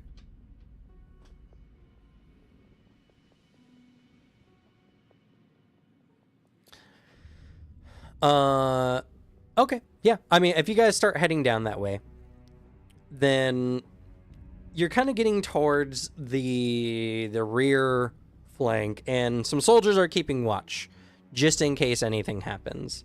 As they see you, they're like, "Hey, who are you?" And Axok kind of comes up and he's like, do I know his does he have a last name in the book? That would be funny if he didn't. He does not have a last name in the book. Axok comes up and he's like, "We are with you, brothers. I was with," and he kind of goes and gives some information, like what contingent he was a part of and who he is. And they all look to each other and they're like, "It's good to have you back. We need medics now. Who are your friends?" Axok turns and looks. "They're trustworthy individuals. I know I've seen their deeds and I know of their plans. Granted, they need to get into the keep." And the other guy's like, so do we. I laugh out loud so hard. I give a chuckle. He raises an eyebrow.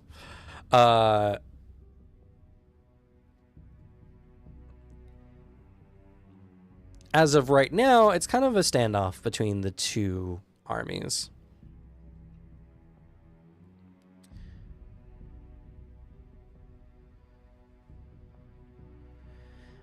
So you guys are accepted into the Imuli forces, though under some supervision, at the very least. What would you like to do?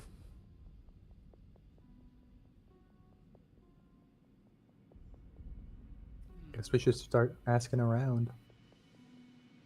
Okay. Just sort of talking to people passing by or something, like trying to get more current information. Sure.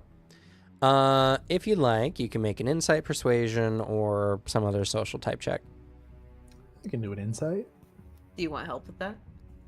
I'm always down for some help. Hell yeah. I will roll insight on my own.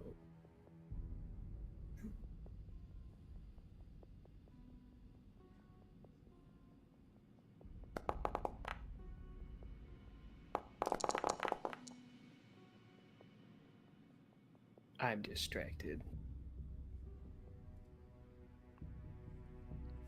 Okay. Booter's flipping me off right now, Cameron. Can you No, I didn't. punish him, Cam? No. Prove it. No. POV, you're playing tabletop in the back of the car on a road trip. Okay. I will turn this car around. Looking around, you kind of get a general gist of things going on.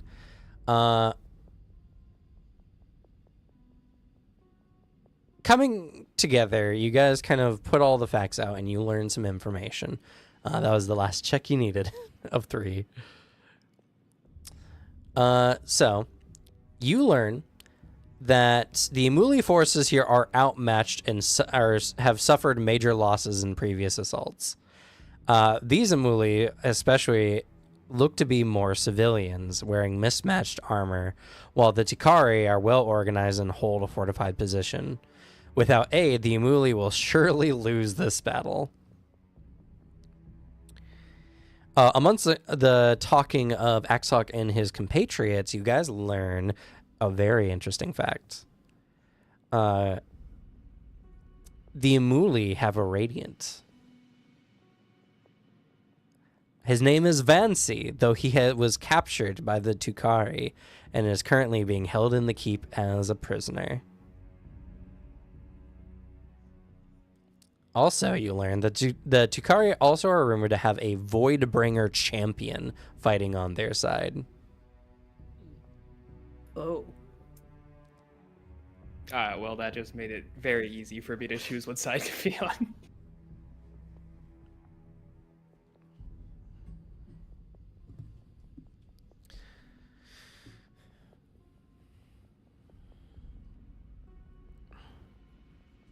If you're curious, Vansi, not much is known other than that he can heal really fast. He seems very fast, and he has been acting as a sapper for the army, destroying the walls in some places.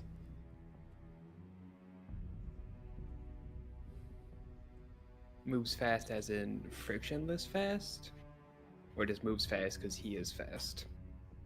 The people they say just know that he can move around very quickly. Okay.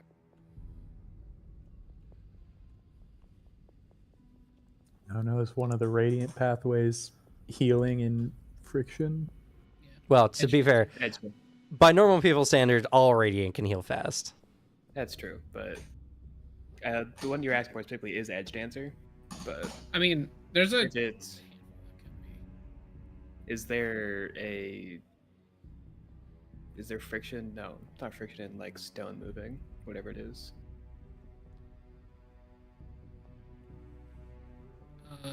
Cohesion? Yeah. Cohesion is only Stone Wardens and the thing Yield is. He's only got stone stuff because he has an honor blade from the Stone Warden. A coward. Yeah. He's stealing my whole deal. He's a truth watcher. Normally. I don't know what that means. But Abrasion is only Edge Dancers and Dustbringers. What's the other Dustbringer one? Division. He's I mean, destroying walls. It's Yeah. Skybreaker and Dustbringer for Division. Yeah. But they're not saying that he flies. No, it was just for So- Division because like it's either Division or it's Cohesion, because Cohesion it could also be it could be a Will Shaper. That's could be a Will transportation Shaper. cohesion. Do they know much about him as a person? Oh, Type of wait a traits does fucking he- second. Yeah, no, this is a Will Shaper, isn't it? Because they also say they have a Voidbringer on their side, right? I mean, yes, but they're They're the not the same same person. Okay. Vanzi's Not to currently say. a hostage. Gotcha. Yeah. This dude's the dude that we want to rescue, I assume, because he's on. Well, he's on the he's in the part of the people that are assaulting the keep. So I mean, as far as your guys' mission is concerned, you just gotta get in the keep. So Yeah. yeah, but like, people are gonna die. People are gonna die no matter what. I think it would be fair to talk to the Herald and say, "Hey, what's the situation?" Because if the Herald is on the people's side inside the keep, there should be a reason why he wants to attack this principality. Wait, he has a Voidbringer on his side too. Supposedly. So the rumors say. As you're all conversing, the sounds of horns, trumpets throughout the army. The battle has begun. The soldiers all begin marching off, Axok included, unless you try to stop him.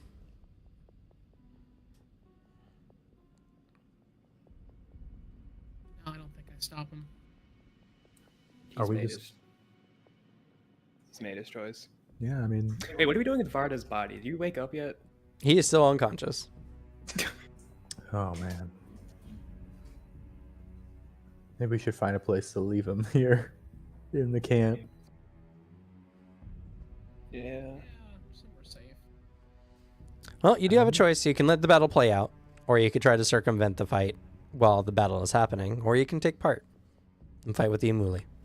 I think it would be best for us to sort of make use of the chaos of the battle to try and get in. But all those people. How are you going to stop this fight?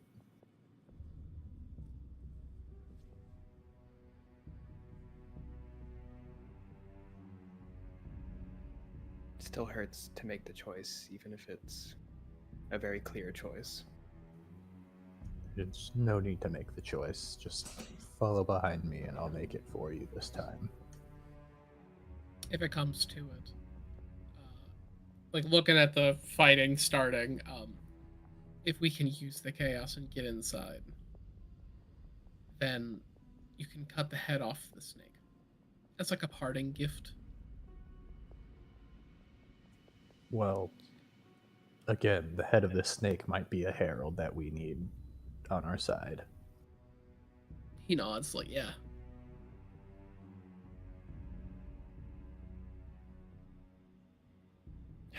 Fine.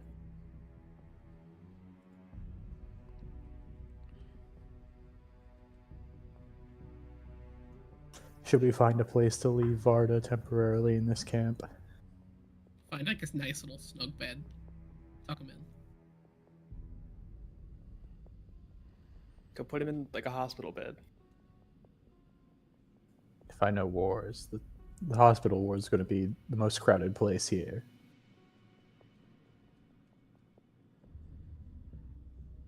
Just toss him on a random cot. Like, make sure it's just not an officer's bed. You're good. I can watch after him, Kiana says. Oh, Thank you. I don't know if I can do much if we're attacked, but I can at least look over him. It's That's enough.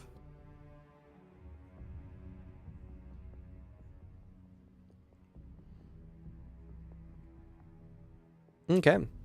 Well, since you seem determined to circumnavigate the fight, letting it happen, how do you guys plan to get in?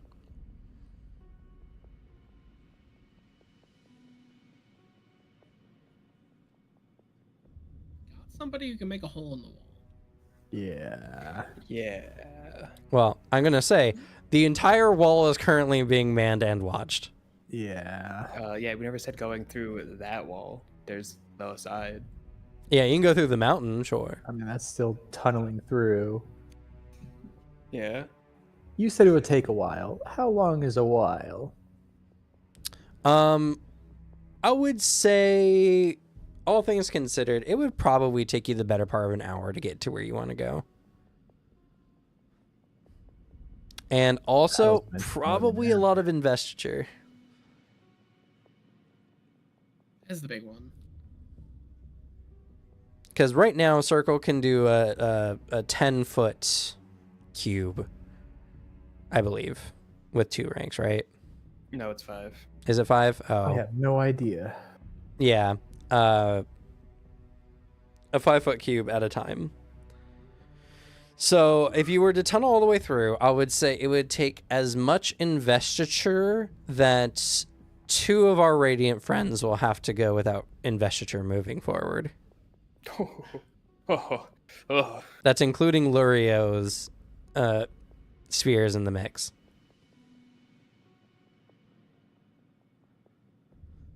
Mm.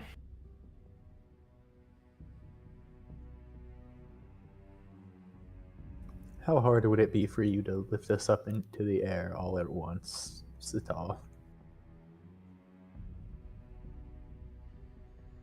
If you wanted to go by air, I'll say as well. It will definitely draw attention.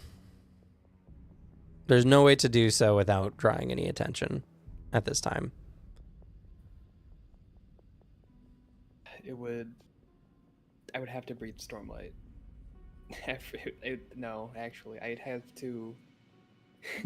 I don't have group flight yet, so I can't actually do that because I would. It has to take one action per one person. Yeah, And if I then made a big old platform of stone that we all stood on, and then you lifted the stone up, it would have to be 5 feet wide. It would have to all be we on top of each all other. sit on each other's shoulders. I'm at the bottom because I'm so dang strong now. I can leapfrog us, but that might take some considerable time. And don't really have the practice of doing a precise launch of someone with my lashings. Okay, I think the play might just be to run straight at the wall and push through. I mean, if I can get. As you're That is- talking at this moment, I'll also say in this moment, you do see that the Amuli have a large battering ram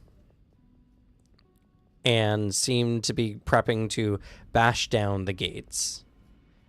Yeah, I was gonna say it think seems what I like need- it might be more likely that we can get through here if we just fight with them, even if it's just for a little bit. I mean, like I can just go in and try and open the doors from the inside. That's possible. They will almost certainly watch you fly over the thing, and then you'll have an entire keep's worth of soldiers to fight against. Oh yeah, I didn't think about trying to, fly in stealthily or anything. How? There's no way to fly in and open the gate stealthily. I only said the word fly in stealthily. How? There's also no way to fly in stealthily.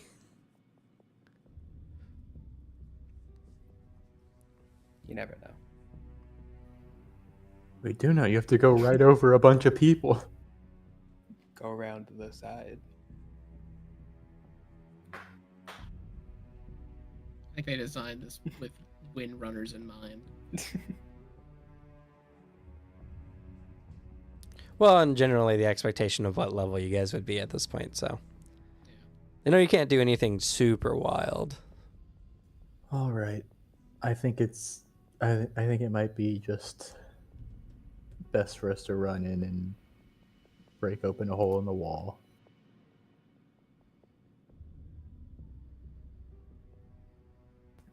I can do my best to protect us from arrows as well.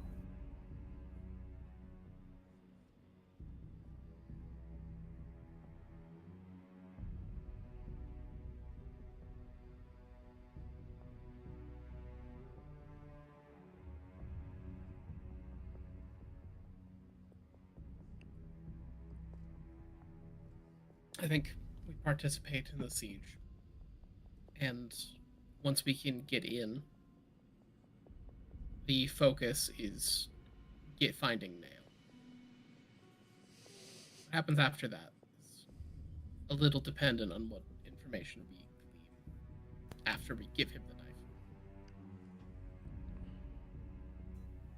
I agree. I also agree. Okay, so you guys want to participate at least a little bit? Yeah, we'll help them break in at least. Okay. Probably we'll have to fight people as we try to find Nail, so. Alrighty. I'll read the description for technically when the battle is supposed to start, but you guys are technically joining this section, so. Scores of Amuli soldiers stand in uneasy ranks, fear sprint and anticipation sprint gathering at their feet. Their armor is mismatched, and they wear no uniforms, though they are distinguished by their brightly colored hair wraps. Spear infantry ready their weapons, while others lift ladders onto their shoulders. Blah. Nearby, 4 men have a battering ram steering it towards the fort's gate. You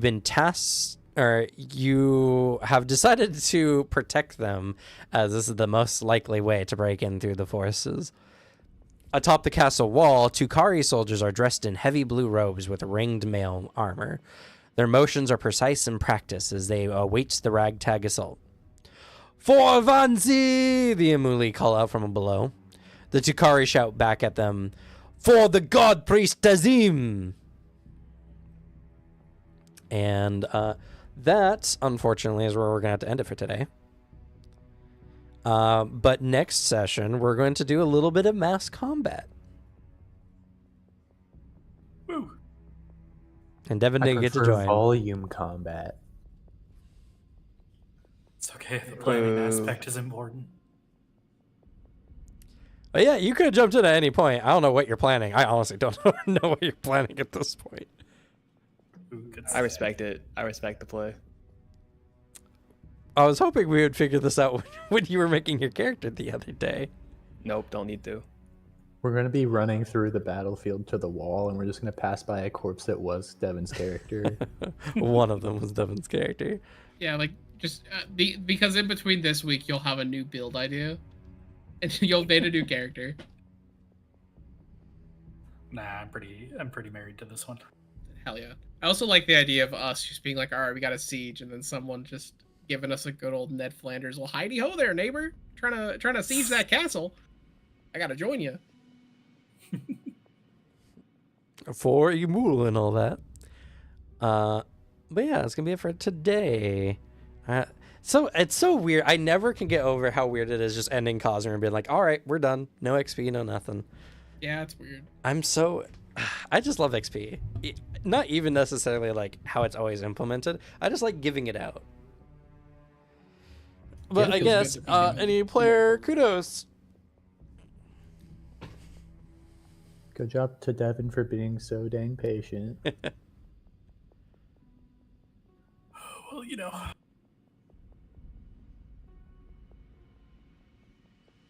Good on Circle for your cool, like say the words. Yeah. Oh yeah. Said it. You used it to convince her. Hell yeah. I liked that moment, especially when you punch Yield in the face. Yeah. He Yeah. deserved it. He did. Cut off my arm, kinda. Cut the idea of your arm off, kinda. I do appreciate Baranor's want to still see Paris in a good light. The role was purely to see if I was like, all right, you know what, DC 10 for myself, and I'll base it based on like the disparity. If I got like a really low, he would like actually believe it. If he got like the number Baranor got is he believes it for now, but there's that little thing, part of his brain that's too smart to fully believe it. There's too much evidence pointing against it that he's refusing to accept. Understandable.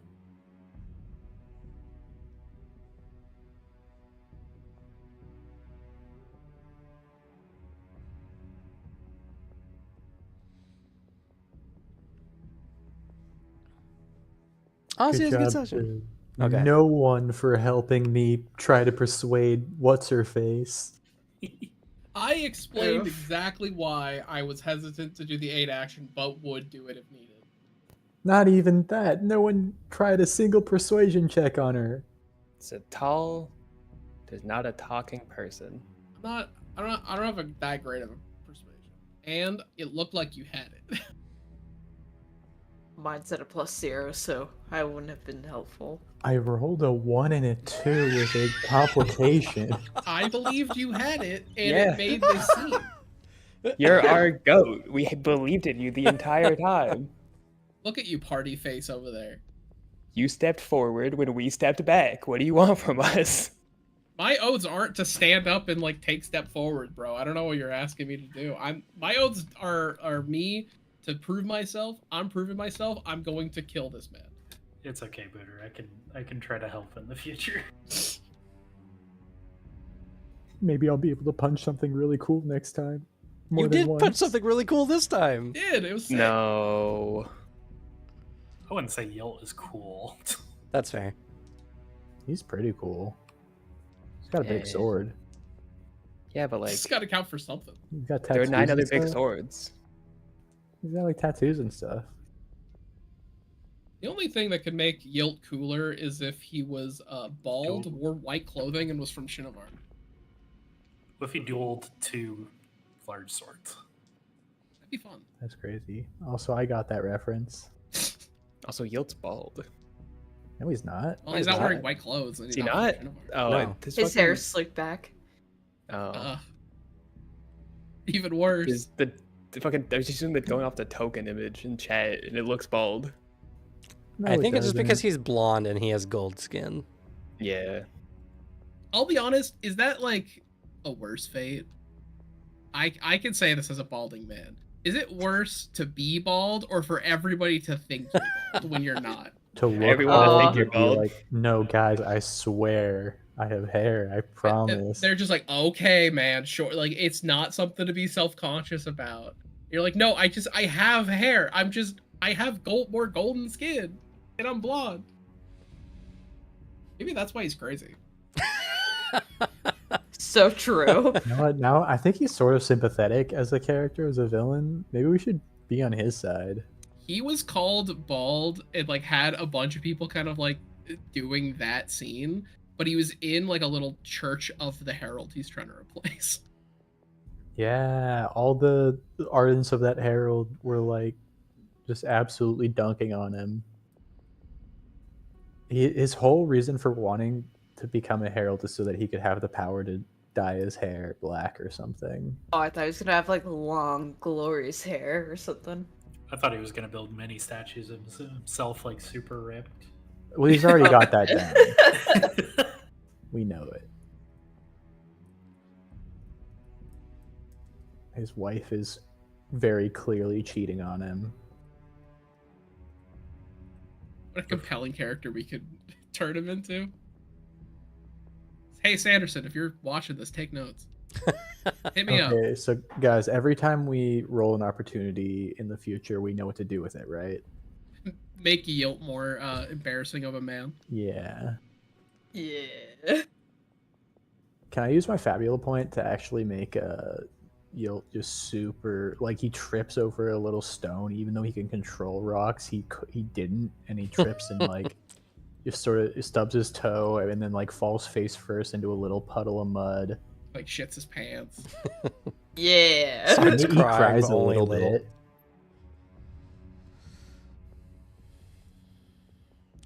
I gotta say, it is kind of. I understand why they've done it, but it is annoying to have a villain just keep technically running away from the players at every opportunity. It is the eternal dance of having a villain be like the villain of the story in a tabletop game, because it's hard, and it's the eternal dance of like, I gotta keep this guy alive for the plot, but the players are gonna do everything in their power to kill them, and like inherently it builds a little thing of just like taking the villain less seriously. Yeah. Well, not everything in their power. Nobody wished for his death from the Night Mother. I thought about it and I was like, the problem is Baranor wouldn't do it. Well, she Yeah, also he would- explained that she can only affect people in her presence. Fair. They were there at the same time, very briefly at the end. That's true. If someone went really fast. Okay, actually, because now you're here too. For like, I gotta dip out. I'm starving. What is the part that actually in the book, if there's a spot, like what happens if Yilt died there? I'm so curious. Yeah, I can find it. It's. Can I look up just Yilt's dies? Okay, not Yilt's dies, but die? No. I know it's written in here, and I'm just trying to remember exactly what it said for Yilt moving dead. the plot forward. Is it in the very beginning of this chapter? It might be in the very beginning of this chapter.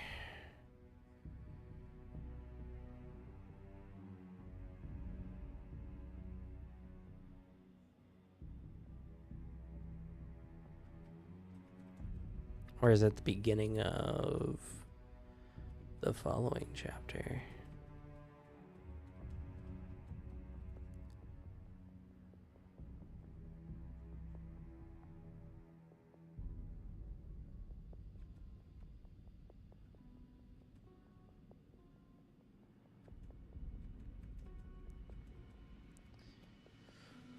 Oh, right. I think. Yeah. Wait, so isn't that?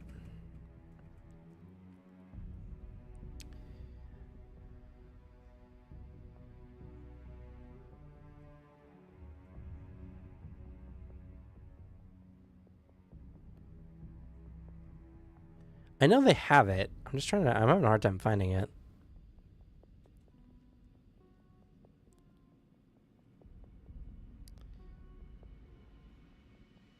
Oh, okay, here it is. With the stroke of luck and exceptional skill, the party might be able to kill Yields, allowing them to recover the Underblade earlier than the inventor intends. If you wish to run the remaining chapters, the party needs a new reason to head to Ralorum. In this case, have Kiana or the Nightwatcher encourage the characters to find Palia and free the eyes of Pala's acolytes from Yilt's odious influence. Even without their figurehead and the Honorblade, Yilt's zealots pose a threat to the people of Ralorum. And then spoiler. And some other stuff that could possibly happen. So, like, some bad things in a later chapter can happen if Yields dies. Okay. It's just whether he's leading it or not. And that's...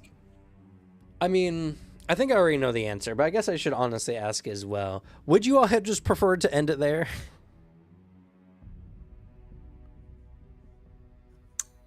I mean, I think if we had just gotten the Honor Blade there and Yield was dead, I think the Circle would just be like, we got to get this back. Like, that was our whole deal.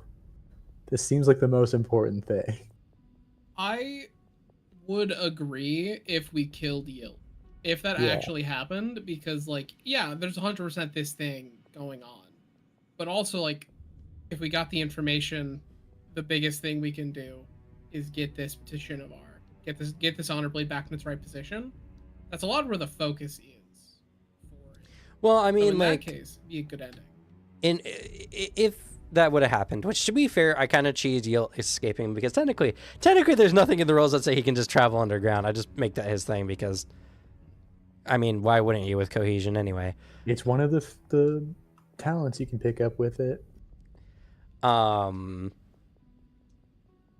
And to be fair, technically, once he gets his turn and Kiana's decided to be with you guys, and he was under 40 HP, which is like a threshold, he's supposed to just leave the scene. I just kind of gave you guys a chance to get some blows in to see, you know, why not? I find that better than just, and he's gone. You guys couldn't do anything. Neener, neener. Yeah, that's annoying. But it's more of like an important question of like, what experience you guys want out of it, because technically, even if you guys had killed Yield, you could have sent Kiana to go deliver the blade and went to Ralorum yourselves. Mm-hmm. And there would be nobody to watch over Varda. True.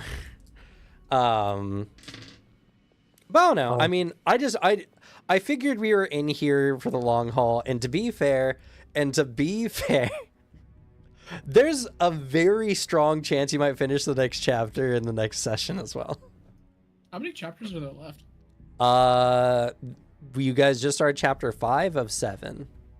Okay.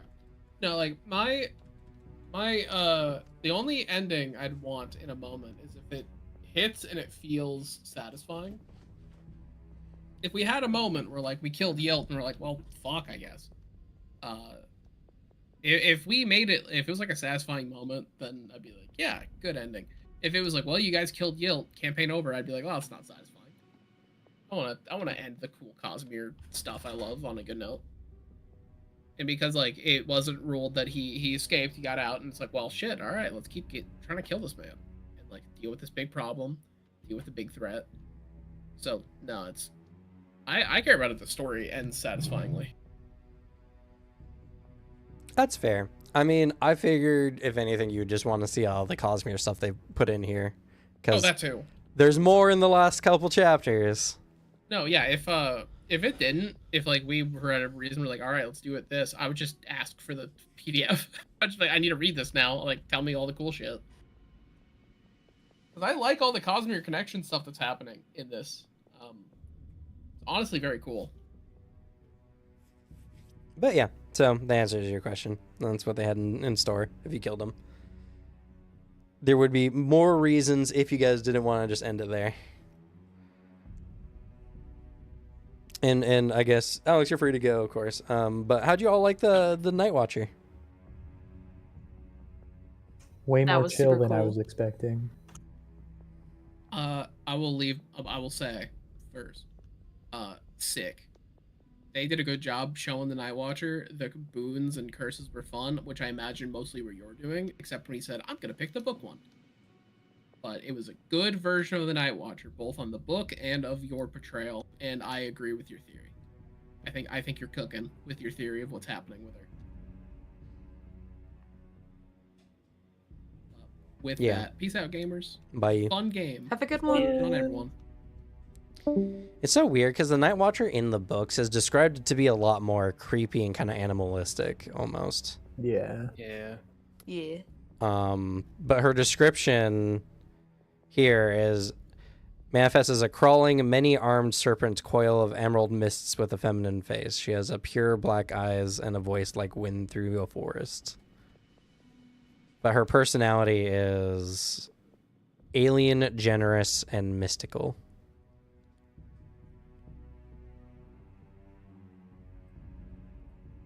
And you guys got some information, and I'm sorry if I spoiled anything for anyone. I did warn that you should probably read up through book 3. Can't believe this. It's ruined. Cries. Skill issue. Cam constantly insisting that we go into this blind.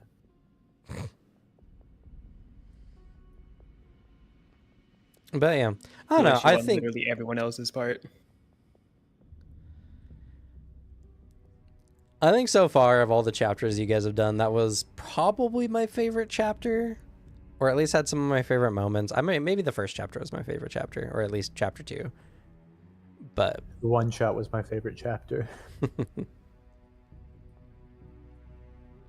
I think there's a lot of really cool scenes in this chapter.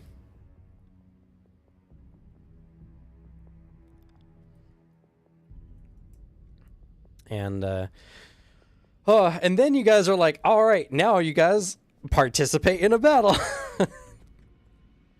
Because why not? Yeah. Look, I feel like this next chapter is literally just, hey, do you want to run mass combat? Here's a reason. I'm so sad that because I was deciding between stable flight and reverse lashing.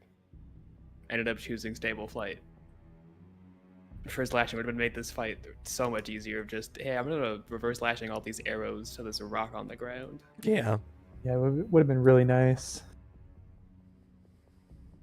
Reverse lashing is probably the best thing in Windrunner's kit. I would say flight is generally their best thing in their kit. You're not thinking of it. You're not thinking it through. Any projectile, done. Yeah. That still doesn't mean the people who are shooting them are defeated. Yeah, but if you're flying, everyone's shooting at you. Well, yeah. But then you can just use a shield. You can just be a flying... You can just have several shields. You can just be a flying orb. Adhesion all the shields to my clothing, and then good night, Alicia. Good night. And then just reverse lashing all the shields with arrows. Also, I have a question about stuff I can do.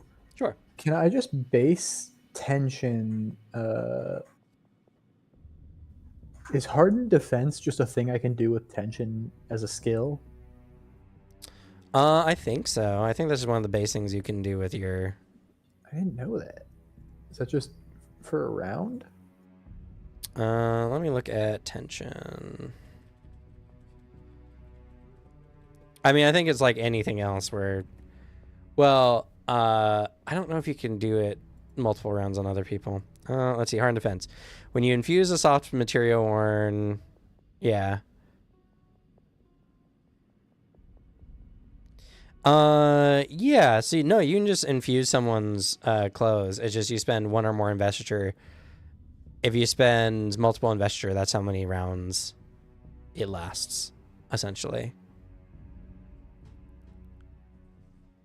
Interesting. I didn't know I could do that. Yeah, this was one of your basic things. That would have been nice. It would have been nice. Unfortunately, it's over not my here job to read all your character sheets. Constantly complaining about how low my dang physical defense is. I think I had the lowest physical defense in the party. What was it? 14? It was 14. And then it went up to 15. Paris had 14. And now I got 16. No, now I got 15 because my speed's -1. Yeah. Still 15.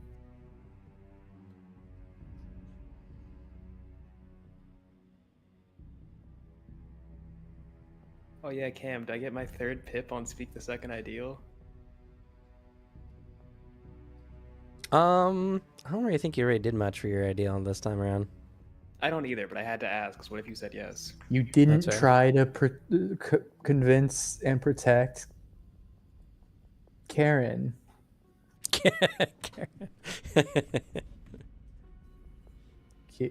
Kiana. Nah. With an N.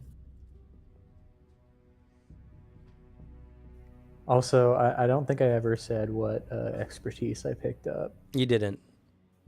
Yeah, I picked up inspiring others. Okay. Expertise. I was thinking about something like determination based. I was like, it seems hard. Let's do this one.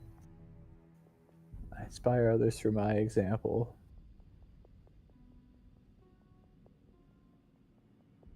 Yeah. The hard part about expertise is they got to be something that's like specific, not usable in a lot of scenarios.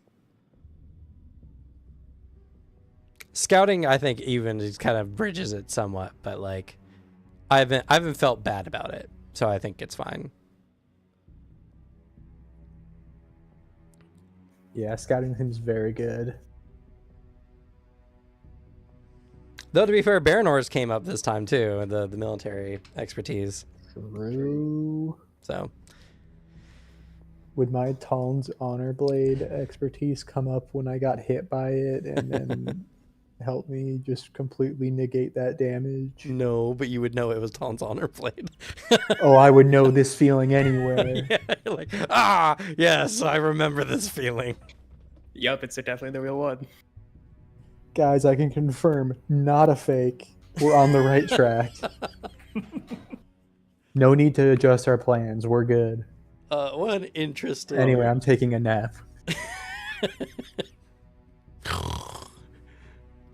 All right. I think that was going to be it for us. Thank you all so much for watching. And I guess we'll go ahead and say goodnight. Good night. Good night, everyone. Night. Good night.